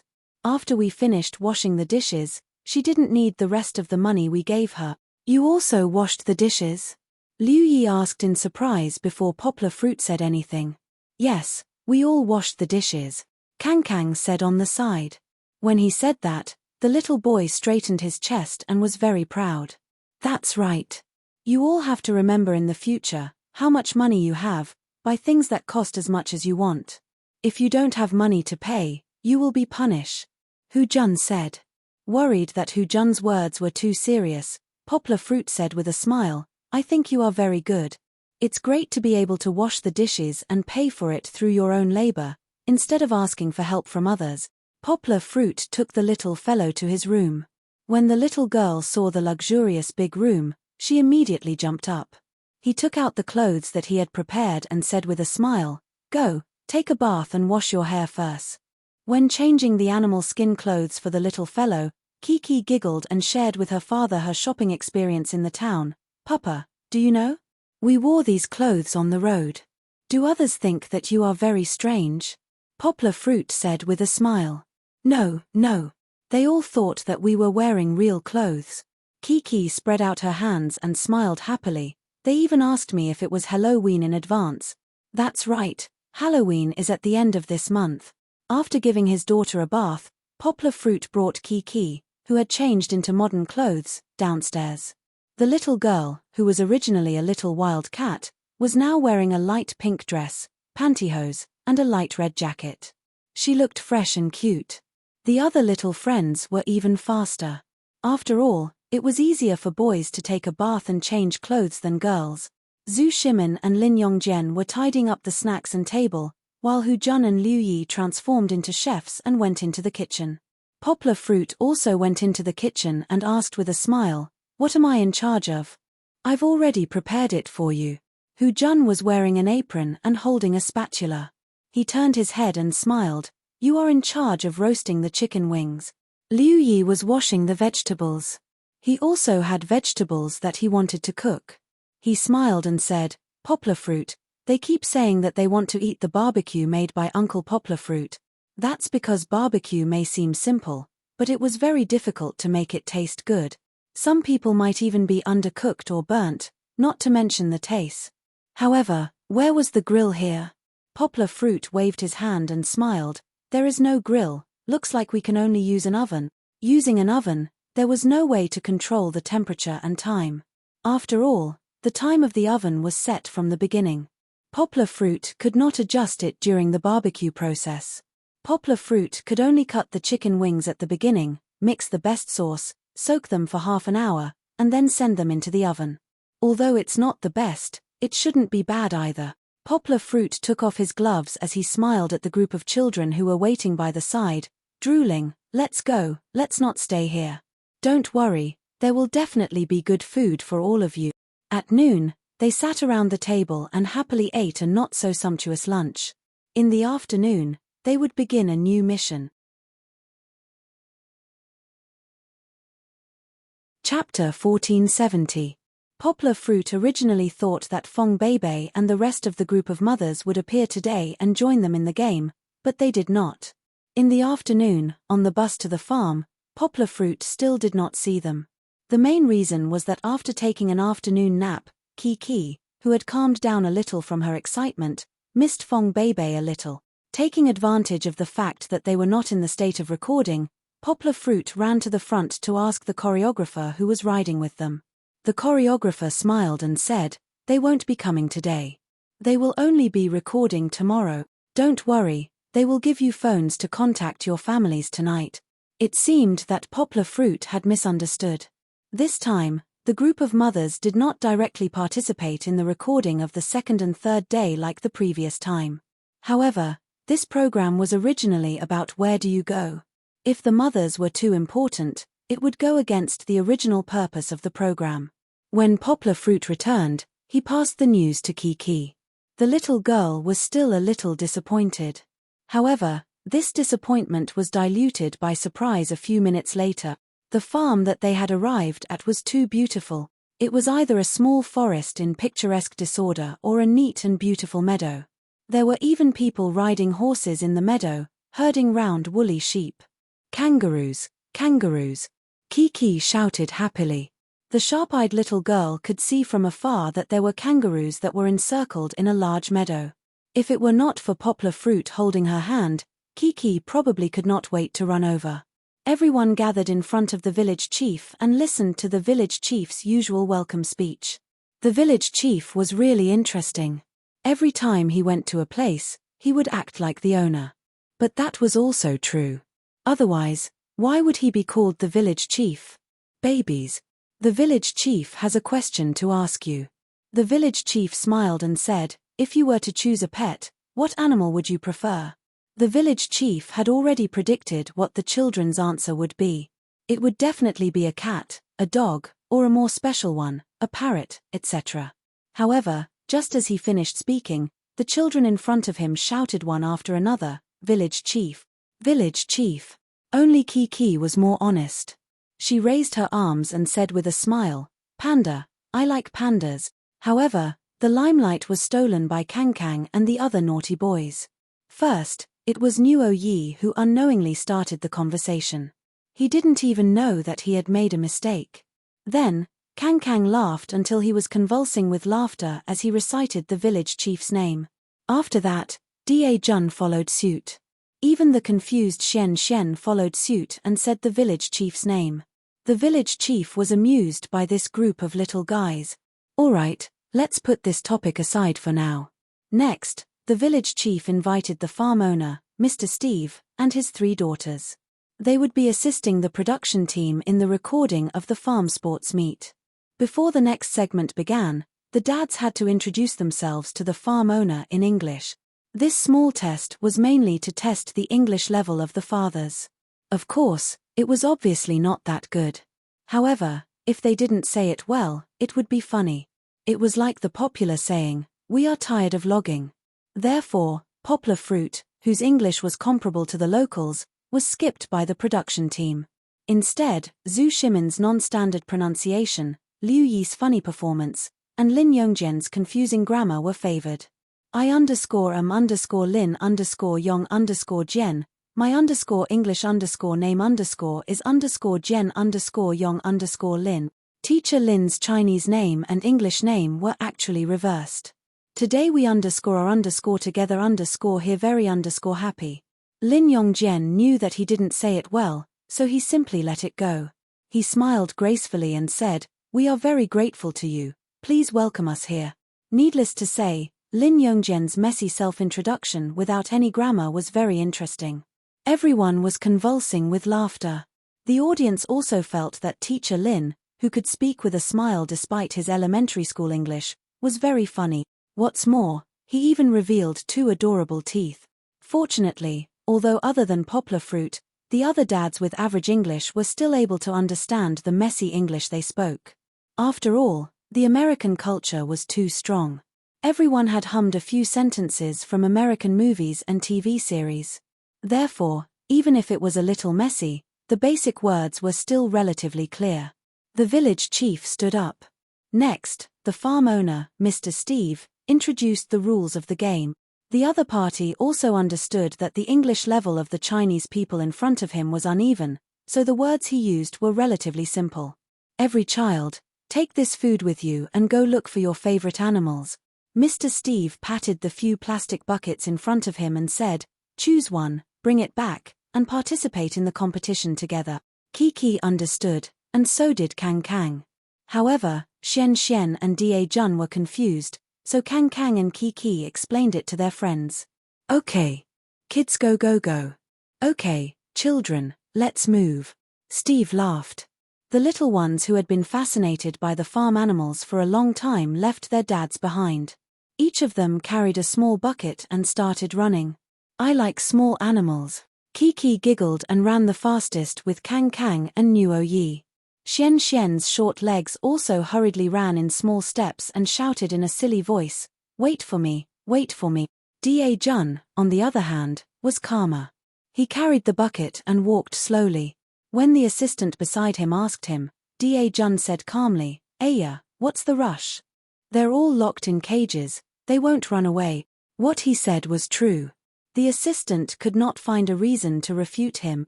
Kiki, who ran the fastest, was immediately welcomed by the army of animals. Woof woof. Two chow chows, one big and one small, with black and white fur, ran over. Wah, dogs.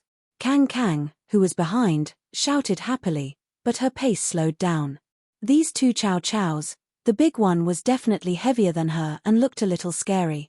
Although Kang Kang liked dogs, who knew if this big dog would bite people? Only Kiki did not slow down and ran forward to welcome them. Miraculously, the two chow chows that ran over were not hostile towards Kiki. Instead, they intimately surrounded Kiki and sniffed Kiki's scent.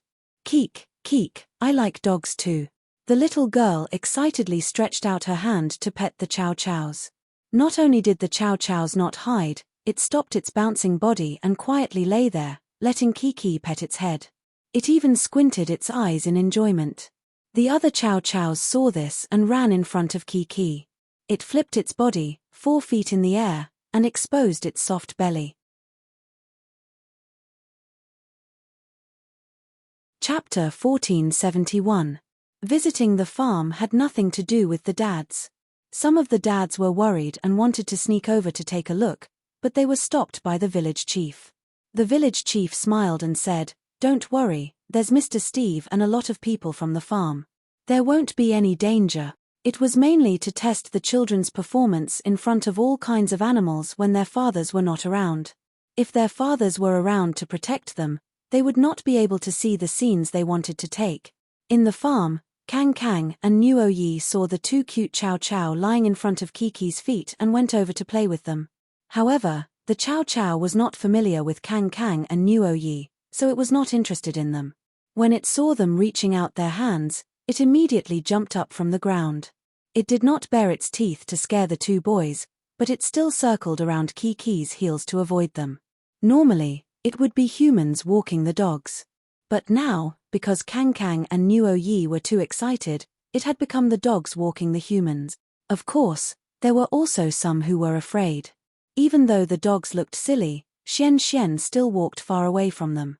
He trotted 2 steps and leaned against the adults next to him. He even said weakly, "I'm afraid."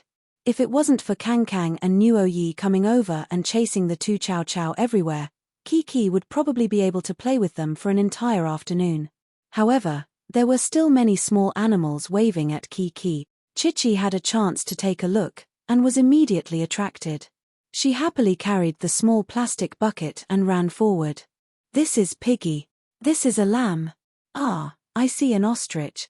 Kiki couldn't help muttering to herself as she watched. The little girl was delighted to see the ostrich and quickly ran over. "Bye-bye." As soon as Kiki's figure appeared, the 5 or 6 ostriches in the cage eagerly surrounded her and looked at Kiki. "Hello." The little girl was a little shy at first when she was surrounded. She waved her hand as a greeting and then slowly approached. Because the weather was still a little cold, Kiki didn't look very thin with the jacket on. However, from the side view, the little girl's slender and long legs were a little distressing.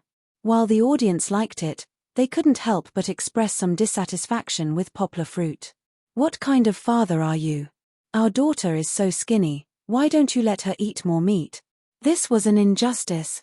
In that case, only those viewers who knew about poplar fruit through the show, and not poplar fruit's true fans. This was because the latter knew that even if poplar fruit went hungry, he would not let his daughter go hungry.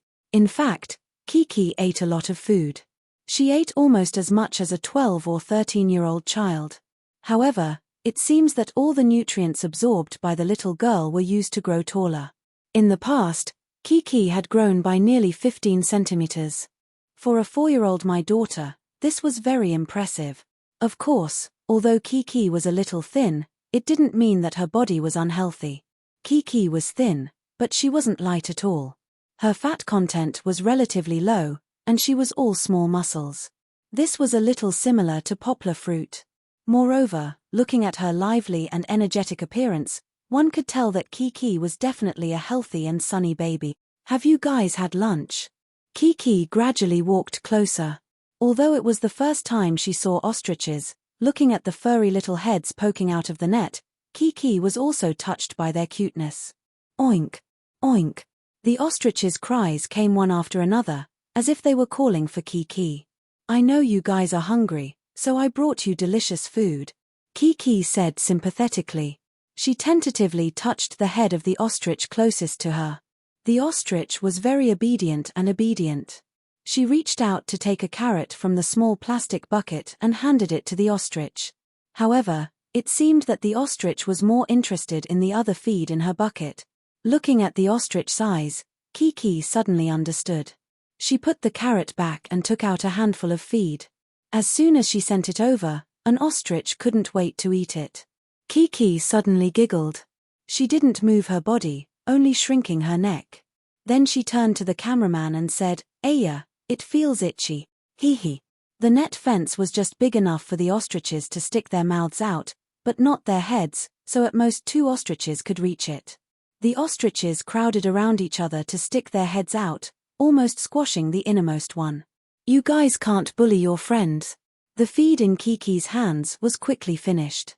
The little girl pouted unhappily and reached out to pat the ostrich that was squeezing the most fiercely. She said, "You guys have to line up, you can't cut the queue. Also, you've already eaten, you have to go to the back." Listening to the little girl's nagging, the ostriches blinked their big eyes in confusion and turned their heads to look at her, as if they were curious about what Kiki was saying. However, soon, a miracle appeared. The ostriches were in a mess and began to move their positions. The ostriches that had already eaten the feed in Kiki's hands earlier gave up their positions. Of course, no one thought that it was Kiki's credit, because there were so many ostriches in a mess that it was impossible to tell which one was which. Moreover, their necks were very long.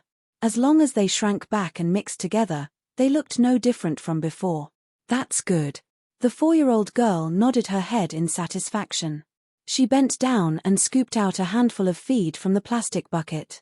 She handed it to them as she muttered, "Ostrich babies, you have to eat until you're full. You can only grow up when you're full. Then you can go find your papa and mama." The audience might have some doubts. Kiki, how can you tell that they're ostrich babies? In fact, it was true. The ostriches on the farm were basically all artificially bred, and the batch in front of Kiki were little ostriches that had yet to reach adulthood, so they didn't look very tall and were a little uneven. If there was an attentive audience, they could actually see a small sign on the television screen earlier, which clearly said that these ostriches were chicks. Of course, it was also in English. There was no need to care too much about these details. Kiki finished feeding these ostriches, but there was still a lot of food in her plastic bucket that the ostriches couldn't eat, so she decided to leave to find the next animal. However, it seemed that both parties were a little reluctant to part. The ostriches were all squeaking, and one of them even used its beak to hold Kiki's clothes. "I'll go feed the others first and leave for a while, okay? I'll come back to play with you later." Kiki patted the naughty little ostrich lovingly, and they finally let go. However, they all moved their bodies and followed Kiki's footsteps, reluctantly watching Kiki skipping away. Chapter 1472. I actually like baby ostriches very much. Kiki walked forward. When she heard the cameraman's question, she turned her head and smiled. "But I have to take care of the other small animals first. They haven't eaten yet." As soon as she finished speaking, the little girl exclaimed, carried the plastic bucket, and ran happily again. She was really energetic. The cameraman just shook his head and strode after her with the camera in his arms. In front of them, Da Jun was taking care of a short pony. Although it was small, its manner was draped over it, and it looked very furry and cute. In addition, it ate and slept well, and its belly was round. It had simply abandoned the nature of a horse to run and turned into a cute pony. Is this a horse? It's so cute. Kiki went up to it enviously and asked Da-Jun, can I touch it? Okay, but you can only touch it. Da-Jun looked at Kiki and said, don't scare it. I won't scare it. It will definitely like me, Kiki said as she gently touched the pony's big face. The little girl's action was quite unexpected. Others, like Da-Jun, tentatively touched the pony's back at the beginning, but Kiki directly touched the pony's face. Of course, the reason why she was not on guard was because Da-Jun had already given her a good start. With Da-Jun standing beside the pony and feeding it, Kiki felt that the pony had a gentle personality and would not hurt people. That was the truth. When Kiki began to tidy up the pony's soft and long manner, the pony ate the food in Da-Jun's hand, turned its head, lowered its head, and began to rub against Kiki's arms. Aya, hihi, you're too naughty. Kiki's laughter was like the crisp sound of the wind chimes in the wooden house in the forest dancing in the wind, making people feel intoxicated. However, Da-Jun was very jealous. He frowned and said, Aya, Kiki, this pony is mine. In order to protect his toy, Da-Jun was a little angry. Chichi was not a child who liked to compete with others. When she saw that her little friend was going to monopolize the pony, she knew that there should be a first-come first-serve basis for everything. She spread out her hands and said, all right, then I'll go find something else. Walking back, Kang, who had just tricked Xian, saw Kiki. His eyes lit up, and he quickly ran over and said, Kiki, I know what animal you should choose. What animal should I choose? Chichi blinked her big eyes curiously at big brother Kang. Sheep, Kiki, you should choose a sheep. Kang laughed. Kiki responded Kang's TSSSSSS. Kang gave her a thumbs up and said, yes, because you're young Luochi, you should choose a sheep. Earlier, Kang had used a similar excuse to recommend a pig to Xian as his friend. Although Xian didn't choose the pig because it was too stubborn, Kang felt that this warm-hearted pig was quite fun. I'll take you there, I know where the sheep is, Kang said enthusiastically. When they arrived at the sheep pen, Kiki was a little confused because the sheep in front of her was beyond her knowledge. It was tall, strong, and not as fluffy as other sheep. Its hair was very short, and it was black all over, probably because it often rolled in the mud. Brother Kang, is this a cow? Kiki looked at the two small horns and asked in confusion. This is a sheep. Kang had already confirmed before, so he said solemnly. It's a cow. Kiki said disapprovingly. She said, Brother Kang, have you forgotten the sheep we saw in Shishan? They all have long beards, and they bleat. Perhaps it was due to Chichi's voice, but the moment the little girl's voice fell, the bull-like goat opened its mouth and bleated twice. It was as if the atmosphere had turned awkward all of a sudden. Chichi looked at it in confusion for a moment before admitting helplessly, all right, it's a sheep. After feeding the cow sheep, Kiki did not follow Brother Kang's suggestion to choose it as her friend for the competition. Instead, she continued to walk forward. There were too many animals here, and there were even a few sheep pens. Kiki saw Nuo Yi competing with a few lambs that really looked like sheep. There was also the little rabbit. Although Chichi liked it very much, she continued to walk forward after taking a look. As she walked, she explained to the cameraman, Xian is inside. I don't want to go over. Why? Because if Xian chooses the small rabbit, I can't choose it, Kiki said. And Xian is so afraid of big animals, so I'll leave the obedient rabbit to him. What a kind-hearted little girl. However, the girl started running again. She saw the kangaroo she had been looking for. Kangaroo. The girl ran so fast that Steve, who was worried that the kangaroo would punch her, quickly ran over and accidentally entered the camera. Be_careful. However, fortunately, the kangaroo did not have any hostility towards the girl who suddenly appeared. In this farm where people came and went, they were used to the existence of humans. What's more, Chichi was born with a kind of magical animal affinity. Soon, Kiki was surrounded by a group of kangaroos. Even Steve, who was standing beside Kiki to protect her, was squeezed by the kangaroos' butts. They're so cute. Kiki looked at the kangaroos' small heads that did not match their bodies. They were indeed cute now, but Steve was very nervous because the kangaroos' temperament was not like their simple and honest appearance. They were violent maniacs who loved boxing. Don't provoke a kangaroo. A kangaroo would not reason with you, and with its short hands and powerful legs, no one could withstand its punches and kick. Haven't you seen many online videos where a kangaroo KO'd a boxer in a few moves? The ignorant were fearless. Kiki picked up her plastic bucket and began to distribute food to the kangaroos. Are you hungry too? It had to be said that the kangaroos looked very cute when they ate. Kiki chuckled as she fed them. Oh, look, they can eat with their hands. They took the food with their mouths, then held it with their two short hands and slowly gnawed on it. At this point, kangaroos were quite similar to humans. After feeding the kangaroos, Kiki's plastic bucket was empty. She did not care, but put it on the ground and moved closer to the kangaroos. Can I see your pockets? The reason why kangaroos were called kangaroos was because they had pouches in their bellies, which could allow premature baby kangaroos to live in. Kiki was full of curiosity about this. Kiki said this in Mandarin, so when Steve saw Kiki's actions and wanted to stop her, it was too late.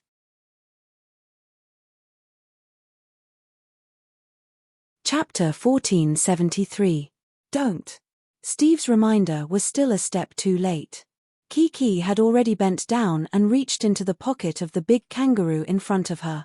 Miraculously, Shishi did not encounter any violent reactions from the kangaroos.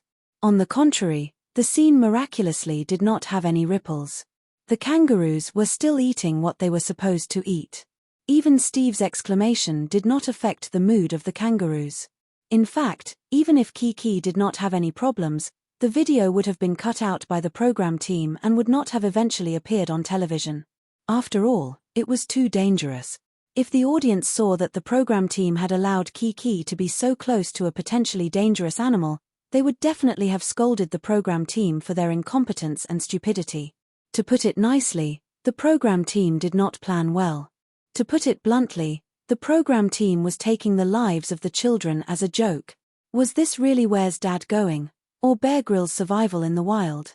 Even if nothing really happened, under such controversy, who would be willing to bring their children to the show in the future? Who would still watch the show? Old Master Steve broke out in a cold sweat, but he saw that the kangaroos were very calm and let Kiki touch their pouches.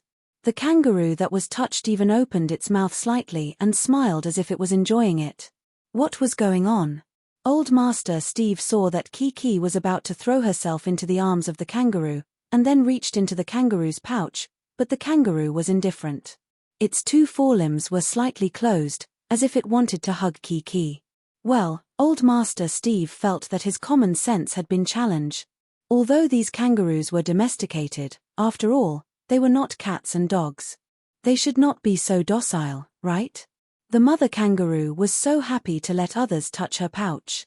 It was no less than a tiger with its back to a human, and then said flatteringly, come on, spank me. It's so comfortable. Kiki finally stepped back. She giggled and gave the big kangaroo a thumbs up. As if it felt that it was being praised, the big kangaroo propped its tail on the ground, then leaned back, squinted its eyes, and looked up to the sky with a silly smile. This, brave and fearless big sister kangaroo, have you lost your moral integrity?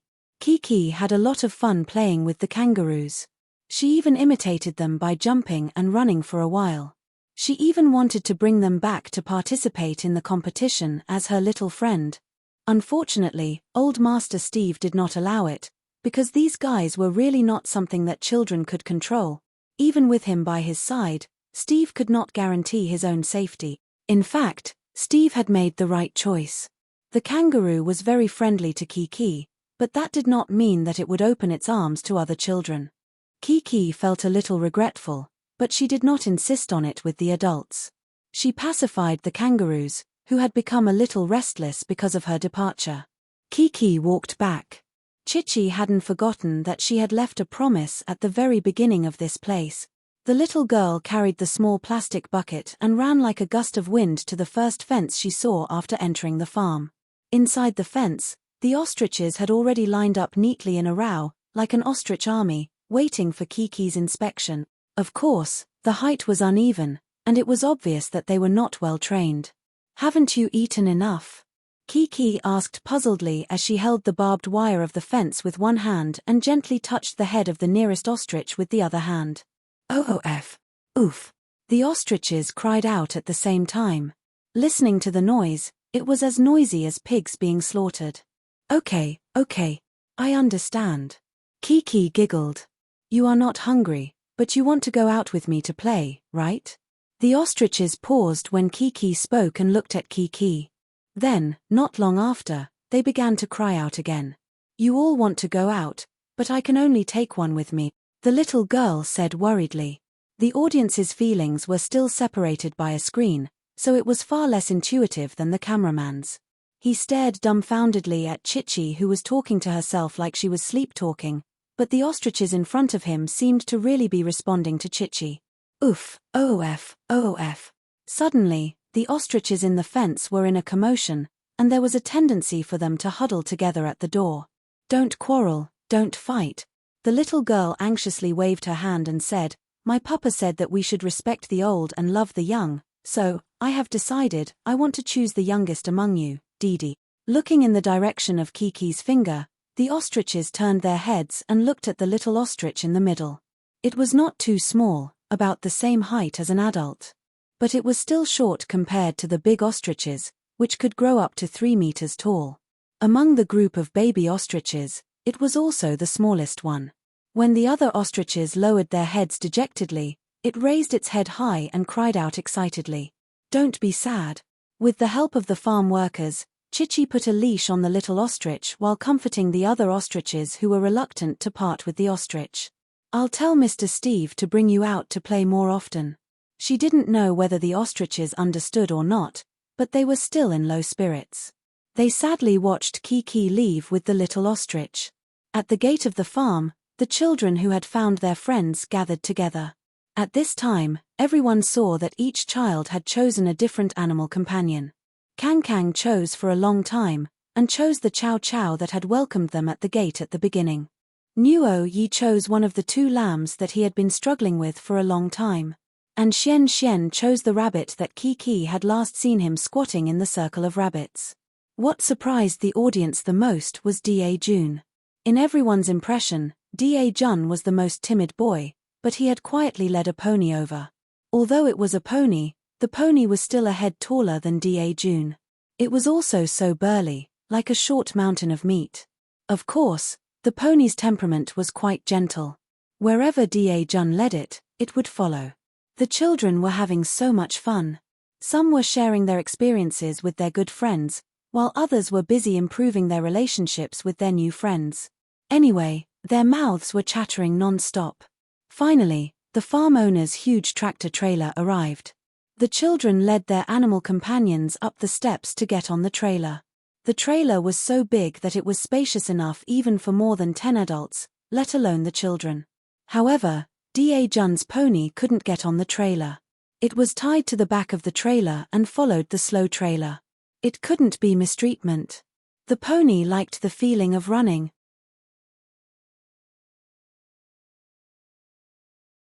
Chapter 1474. Poplar Fruit and the other fathers were led to the new location by the village chief. It was an open lawn, and there was also a fenced area that was made into 5 long and narrow tracks. On the other side, there were all kinds of props. Of course, the fathers had no time to talk about this. They were looking forward to the arrival of the children. As a result, the children gave them a solid surprise. When the children got out of the car one after another, Kiki led an ostrich with graceful steps, and the pony tied to the back of the car was also led by Dajuan. The fathers' thoughts began to become chaotic. Kiki actually brought an ostrich. Zhu Shimin saw that Xian was only leading a well-behaved rabbit, and he was relieved. Instead, he patted Poplar Fruit's shoulder and laughed. Poplar Fruit was really a little scared by Kiki's audacity. Of course, it could not be said that he was scared. Kiki actually brought an ostrich back, which was both unexpected and reasonable. It was unexpected because at first, he thought that Kiki would at most bring some cats, dogs, ducks, or rabbits. Poplar Fruit never thought that such a big ostrich, which was even taller than Darjuan's pony, would bring an ostrich. But he knew his daughter's interests and hobbies. This little girl was full of strong interest in all kinds of animals since she was young. In the past, when they went to the zoo to play, Kiki was excited from the beginning until the last second when she left the zoo. If there was a tiger on the farm, and it was merciful and did not eat the little girl, maybe Kiki would bring it over. "Papa, I chose this." Kiki led the ostrich over and said happily. As for the long-necked, small-headed creature, it looked at Yang Guo with its big eyes. Suddenly, it made two woo sounds. Yang Guo didn't know if it was a greeting or something else, but she had done her part. After that, she no longer paid any attention to Yang Guo and leisurely moved her two bamboo-like legs, gracefully pacing around Chichi. That's what an ostrich is. Even if he obeyed Kiki, the arrogance and vigilance in his bones would not be erased. The arrival of the children and their animal companions made the atmosphere in the field much more lively. However, soon, the limelight was stolen by the alpaca led by the village chief. Alpaca. The legendary grass mud horse had actually appeared in front of everyone. "Village chief, can I exchange with you?" Kang Kang shouted as she raised the leash holding the chow chow in her hands. "Sorry, I can't." The village head chuckled. He could see that the little ones were very interested in the alpaca beside him. Just as he was smiling proudly, suddenly, the alpaca gave the village chief a strange look, as if it was not interested in the man beside it. Pu. This was not the laughter that everyone could not help but laugh. Almost no one was mentally prepared and could only watch as the village chief was sprayed with saliva by the alpaca. Ha ha, ha ha. Seeing the village chief being unlucky, the father and children laughed heartlessly. On the other side, Liu Yi even started singing, "A mythical beast is not something you can hold as you wish." It attracted another round of laughter. No one deliberately mocked him, nor did anyone become angry out of embarrassment. It was just a mutual teasing between friends. Unknowingly, whether it was the adults or the children, their relationship with the village chief had become so close that they could joke around without caring. However, after this episode, it might be difficult for them to see each other again. They really hoped that their friendship could last forever in each other's heart. With no other choice, after a pause, the village chief got someone to lead the mythical beast away.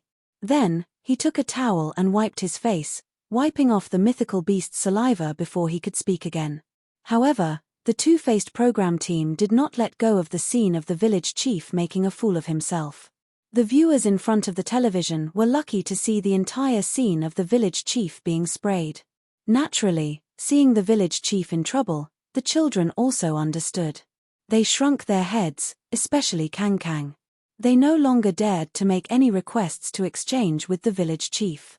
The village chief even chuckled and pointed at Kang Kang. "Look, Kang Kang doesn't dare to speak anymore." The laughter stopped and the village chief returned to the main topic. He let each child introduce their little friend. "Mine is called Guai Gai." Kiki was the first to speak. The little girl's face was full of smiles. She said enthusiastically, as if she was presenting a treasure, because it sounds like Guai Gai, and it's also very obedient. Hearing everyone's kind laughter, Kiki stuck out her tongue in embarrassment. However, Kiki's explanation was not very accurate. When did an ostrich sound like Guai Gai? Even if it was Gua Gua, it was still the sound of a duck. Kiki's Guai Gai seemed to know how to cooperate with her. Everyone knew that it was a kind of Gua Gua sound. It sounded a little like a voiceless consonant. It was pronounced through the throat and there was no explosive sound. However, everyone saw that the little girl was holding on to Guai Gai and looked a little shy and cute, so they did not criticize her. "Anyway, it's your little friend. You can say whatever you want." The female assistant had already instructed them on how to come up with names when they were in the trailer. Therefore, every child gave their little friends a nice name. Furthermore, there were many foreign names. For example, Xian Xian named his little rabbit Kevin. Kang Kang named her Chow Chow Chow. However, there were also strange names. In comparison, Kiki named her little ostrich Guai Gai. It could not even be considered a strange tale. For example, Da Jun named his little pony Tyrannosaurus Rex. This name was very domineering. It was very suitable for boys of Da Jun's age. Moreover, coincidentally, if one looked at it from another angle, this short little fat pony had a long manner. It gave off a funny feeling like a Tyrannosaurus Rex. There was also Nwai's little lamb. This one of mine is called Wang Wang. Looking at his serious look, it felt like he was speaking nonsense in a serious manner. I give this name to all the animals I like, Wang Wang. Everyone laughed, but thinking about it carefully, it was true. Whether it was the elephant in Wild Elephant Valley, or the puppy in the previous episode, or many times before, Nwai had always loudly told others that a certain animal was called Wang Wang. Nwai had even honestly said that he had a little hamster at home, also called Wang Wang. Oh, your family is called Wang Wang. The village chief laughed. Then what do you call your father? Hu Jun mischievously answered, also called Wang Wang. Liu Wang Wang smiled without saying a word. He had been implicated for no reason.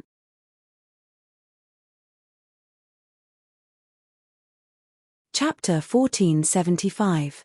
Soon, it was time for the children's first race of the day.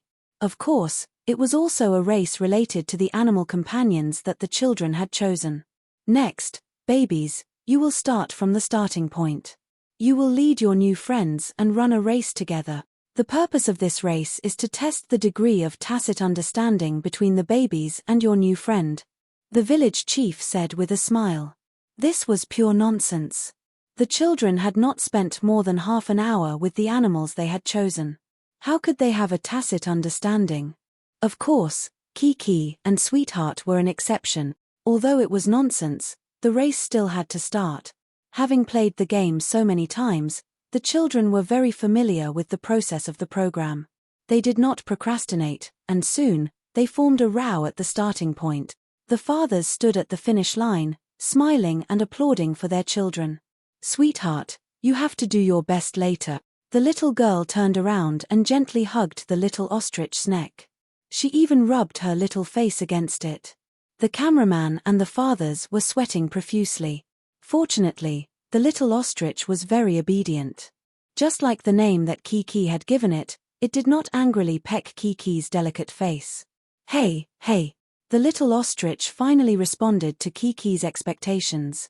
Its eyes were sparkling, and there was a feeling of soaring fighting spirit. Don't forget, ostriches were the fastest birds in the world. They could not fly, but they were super good at running. Their usual speed was 80 kilometers per hour, and when they sprinted, they could reach 90 kilometers per hour. Even if the ostrich that Kiki had chosen was far from being an adult, its natural love for running was imprinted in its bones, making it have a kind of explosive passion for racing. It was more than just awesome. It was showing that it was going to do its best. Everyone, get into position. The village chief pretended to shout at the starting point. Get ready, run. As soon as he finished speaking, Kiki moved her two slender legs under her short gauze skirt and ran out like an arrow leaving the bow. Come on, come on. At the beginning, the fathers at the finish line were shouting. Their voices were very loud, but it was unknown who they supported. On the other hand, the children were focused on their race. On the track, there were many situations. Kang was fine. He ran for a while and used the rope to restrain the Chow Chow. The Chow Chow obediently followed him. Moreover, the dog's movements were very rhythmic. It looked very agile and beautiful. Xian rushed out excitedly, but after only 2 steps, he looked back and saw that his little rabbit was still eating grass, as if it was still in its own world. Da Jun also rushed out, but his Tyrannosaurus Rex was still in place. The pony was much heavier than Da Jun, so when Da Jun ran out, he was pulled back by the rope and fell to the ground. The pony was still leisurely swinging its ponytail and standing in place. He had an expression that said, "You guys can play by yourselves, and let me quietly be a handsome man." Nuo Yi was a little slower. He ran 2 steps and was pulled back by his little lamb.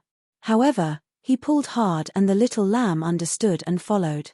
It ran with small steps and didn't run very fast, but at least Wang Wang worked hard. The fastest runner was not Kang and his Chow Chow Chow, but Kiki and Gwari Gwari. After the village chief gave the order, the little girl ran out. Almost at the same time, as if they had telepathy, the little ostrich also cried out "Gwari gwari" and strode forward with its two strong legs. Elegantly and without losing speed, it started to run.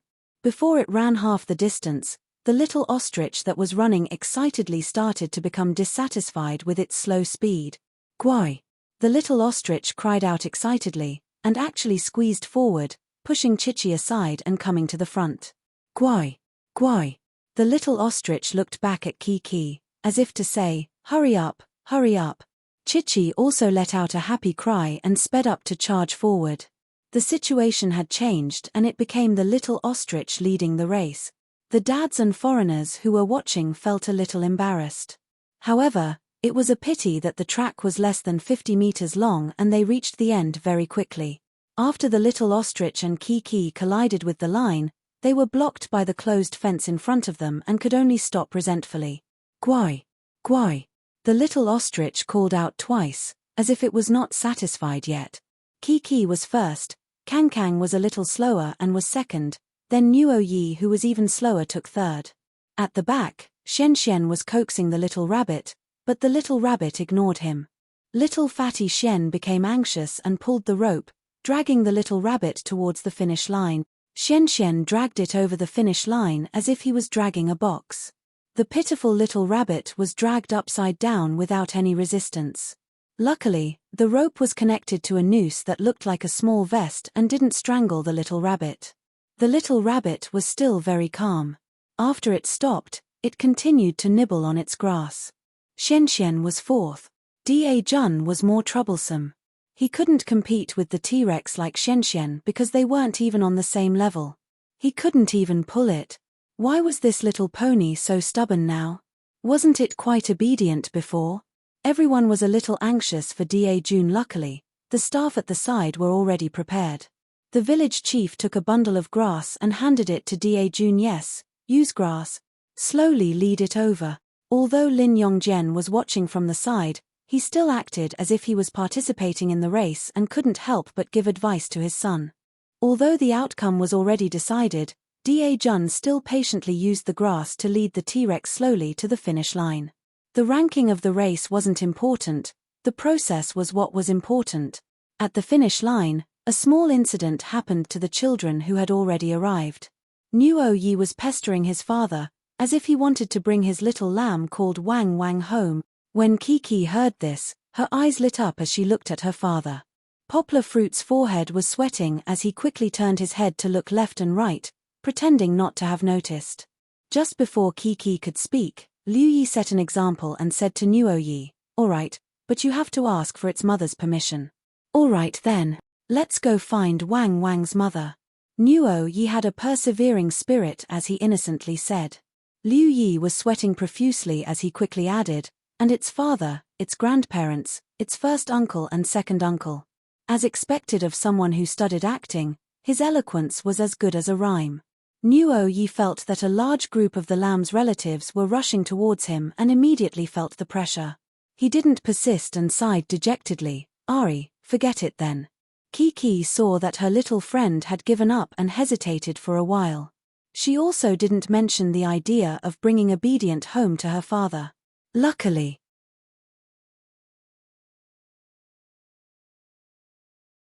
Chapter 1476. The competition between the children and their animal companions came to an end. Although they were reluctant to leave, the farm owner, Mr. Steve, took the lead to bring the animals back. This took up another Xiao Duan's time, but it didn't matter. The audience could still see the next round of competition as usual. Before that, the village chief had a question for everyone. In all the episodes of Where is Daddy? Which game did you like the most? Which game did you like the most?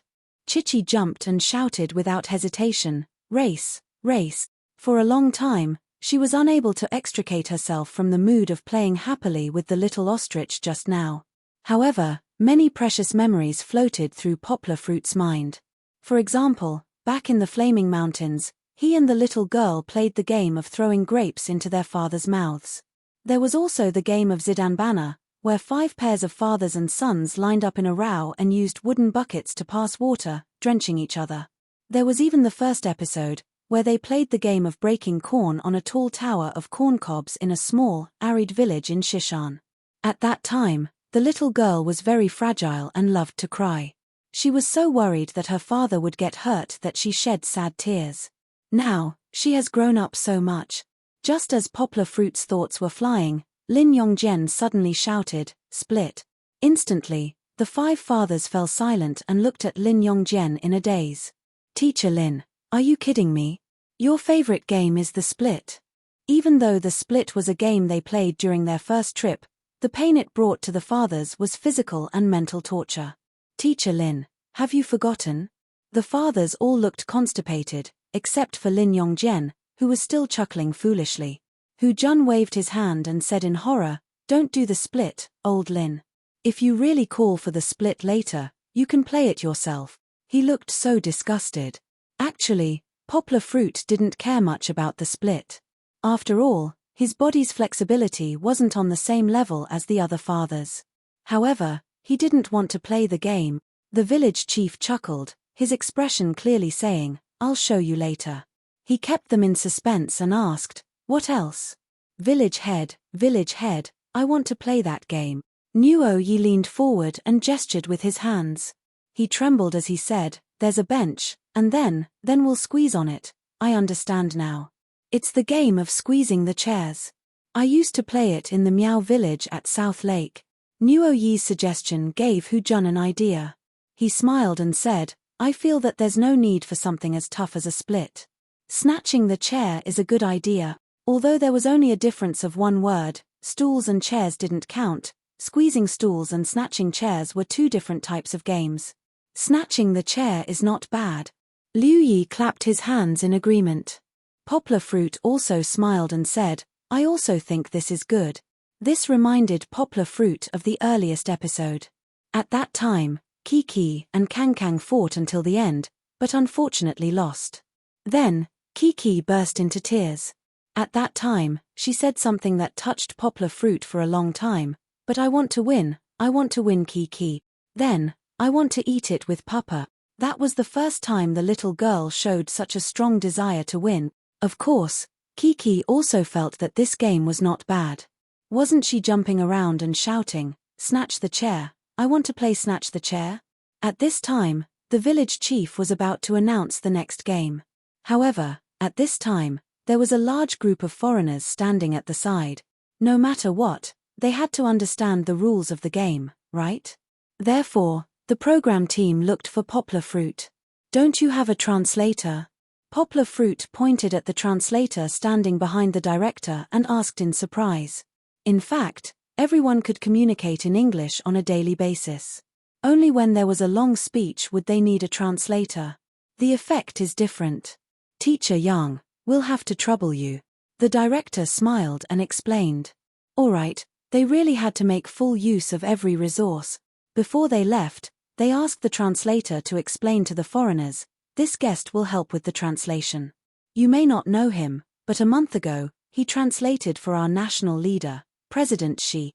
Although there was no such thing as being used by the emperor abroad, and the president was not a big deal in their eyes, the foreigners working on the farm were somewhat surprised to be able to receive the same level of service as the president in real life. The way they looked at Poplar Fruit was different. It was much more enthusiastic than before. Poplar Fruit was not timid. He smiled and waved at the other party. He stood next to the village chief, slightly behind him, ready to play his second role in the program. "Well, my dear friends," he said. "We will first satisfy Mr. Lin Yongjian's requests." "Okay." The village chief held back his smile and said mischievously. Half a beat later, Poplar Fruit followed the village chief's voice and translated. His voice was not loud and could not cover the village chief's voice, but it was clear enough for the foreigners on the other side to hear it clearly. The audience could also hear most of it. 4 words appeared in their minds: simultaneous interpretation. That's right, it was the highest level of interpretation, simultaneous interpretation. For Poplar Fruit, this was actually just a small practice. The translation was not difficult at all. However, the threshold of simultaneous interpretation blocked 99% of English learners. Therefore, in the eyes of the audience, there was a sense of mystery. There was only one word in capital letters: awesome. However, the fathers did not care about how awesome Poplar Fruit's translation was. They were chilled by the village chief's smile and suddenly wailed. "Ah! You really want to satisfy me?" Lin Yongjian smiled innocently. The fathers next to him wanted to drag him to the back and beat him up on the grass. The rules of the split competition were that each side would send out an adult, then use their feet to clamp the small flag on the grass in a split position. The rules saved Lin Yongjian. With Poplar Fruit there, Lin Yongjian finally did not need to be pushed to the front of the competition.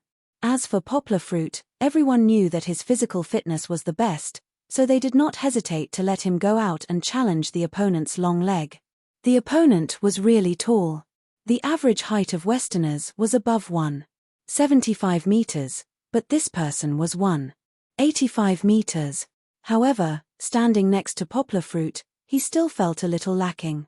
There was no language barrier, and they were of similar age. Poplar Fruit and the opponent exchanged friendly greetings for a while. Both sides patted each other's shoulders and started the competition in a harmonious atmosphere.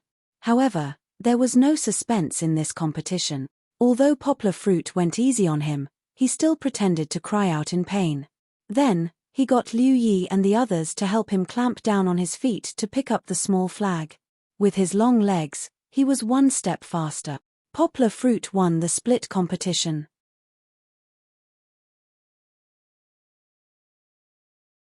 Chapter 1477. Poplar Fruit won for his father's team. Immediately, the morale of the team was boosted. From the looks of it, we Chinese people are not completely at a disadvantage when it comes to our bodies. On Poplar Fruit's side, other than Zhu Shimin, who was a hindrance, they were all at least 1.75 meters tall. If you only looked at Poplar Fruit, Liu Yi, and Hu Jun, all three of them were at least 1.85 meters tall. Of course, Zhu Shimin was not bad other than his height. He was even an Olympic boxing champion. However, in the next match, the father's team would not be able to show their prowess. That was because the village chief had gotten someone to bring a long bench up. It was clearly to satisfy Nuoyi's request of squeezing the bench. First, it was a warm-up exercise.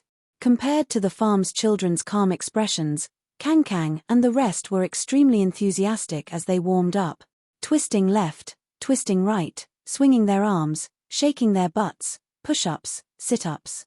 The 5 children were messing around as they laughed non-stop. It was as if they were warming up before the match. From the live audience, it looked noisy, but the viewers in front of their televisions had a completely different feeling. Under the program team's editing, and with the accompaniment of a healthy song, the children's laughing expressions flashed across the screen. The comical feeling was no less than that of a comedy movie that was especially good at using camera angles. The audience was amused by the children, but the fathers were not at ease. The children were too stupid. They had already exhausted so much of their energy. How were they going to play the next match? Although it was the last episode, they had to enjoy the process of the game and not care about the outcome. Then, if it was a one-sided beating, what enjoyment would there be in the process? Squeezing the bench was not an easy game. It required the 5 children to work together. However, it was difficult for the children at the back to exert their strength by just relying on shoulder-to-shoulder contact. Hence, the arrangement of the team was very important. Kang will sit in first place. Hu Jun was the oldest, so he was often the one making the decisions. He did not care if Kang was his son, as he placed the oldest boy at the front. Kiki will be second, right? She's very strong. Poplar Fruit suggested. Na Nuo Yi is third. Da Jun and Xian sit at the back. Hu Jun nodded and said. Kiki's monstrous strength was no longer a secret, and the little girl's performance no longer surprised them. His friends sat in a row, and they even hooked their arms around each other. They were already familiar with the place. Poplar Fruit was very happy to see that Kiki still had a sweet smile on her face. Although it was still winter in Australia, Kiki's smile was just like the season at this moment, making people who saw it feel as warm as a spring breeze. On the other side, the Caucasian children also held hands and crowded together, ready to fight. Get ready, said the village elder, waving his hand to give the order. Poplar Fruit didn't forget his task either. He dutifully translated for the other party. Begin. As soon as the village chief and Poplar Fruit finished speaking, the children huddled together. Come on. Good luck. This time, Poplar Fruit, the translator, had nothing to do. He quickly threw himself into cheering for his daughter. Ha ha. Ha ha. The little girl squeezed Brother Kankang on her left while feeling the pressure from Brother Kankang, but she couldn't help but laugh happily. In fact, the 5 little guys were the same. Although they all worked hard, they were affected by the atmosphere and the laughter of their friends. Even if they didn't laugh out loud, the smiles on their faces never stopped. Without watching the competition, just looking at the 5 innocent, pure, and cute smiling faces, the scene was beautiful. If only they could be taken out and photocopied into photos, how good would that be? However, Poplar Fruit and the others didn't have time to care at the moment. They were more anxious than the children, as if they were participating in a competition. Kankang, push to the left, harder, shouted Hu Jun Xian Xian, you have to do it. This was Zhu Shimin. His face was as red as his son's, but he felt that Xian Xian could use more strength, so he kept shouting behind his son. Poplar Fruit didn't rush his daughter, but clapped from behind. Kiki, good luck. Kiki, good job. However, the difference between Asians and Caucasians was still quite big. Moreover, the other party's children should be a little older than Shishi's children, and they were also a little taller. Therefore, the situation was slowly tilting towards the other party. At this moment, Liu Yi suddenly had an idea. He clapped and said, Kankang, Kiki, Nuoyi, Dajuan, Xian Xian, listen to me. Before he finished speaking, Kankang had used too much strength and tried to squeeze through on his tiptoes. He didn't manage to push the others, but instead, he was squeezed out by Kiki and the other Caucasian child like a cream sandwich. It's fine, it's fine. Continue. Hu Jun pulled Kankang back and let him take over from behind Xian Xian to continue the competition. Liu Yi didn't give up. He continued shouting, later, listen to the father's commands. We will shout, push together, push together. When you hear a push, push together. It was a bit like the old era's chant. However, the effect should be very good. In the past, when they played tug-of-war games, everyone would push together according to the same rhythm. It would definitely be better than a messy team. The dads shouted in unison, let's push it together. Push together. The 2 words push together were shouted rather quickly, but they would pause for a moment before shouting with a more explosive voice. Push together. Push together. Push together. This kind of very rhythmic shout seemed to have added reinforced cement to the already precarious line of defense of the little guys. They quickly stabilized the situation. They didn't even need to think. As long as they followed the rhythm of the chant and pushed, their strength would be gathered and bring more trouble to the other party. Kiki was sandwiched in the middle. On her left was her opponent, a chubby Caucasian child. On her right were her little friends. The little girl felt uncomfortable being squeezed. However, she still worked very hard. Furthermore, she received encouragement from her little friends and gained strength. She maintained a happy smile as she pushed with all her might. Faintly, it seemed like the children were about to turn the tables. Could they really turn the tables? That was just a fantasy. The opponents were very strong and they weren't idiots.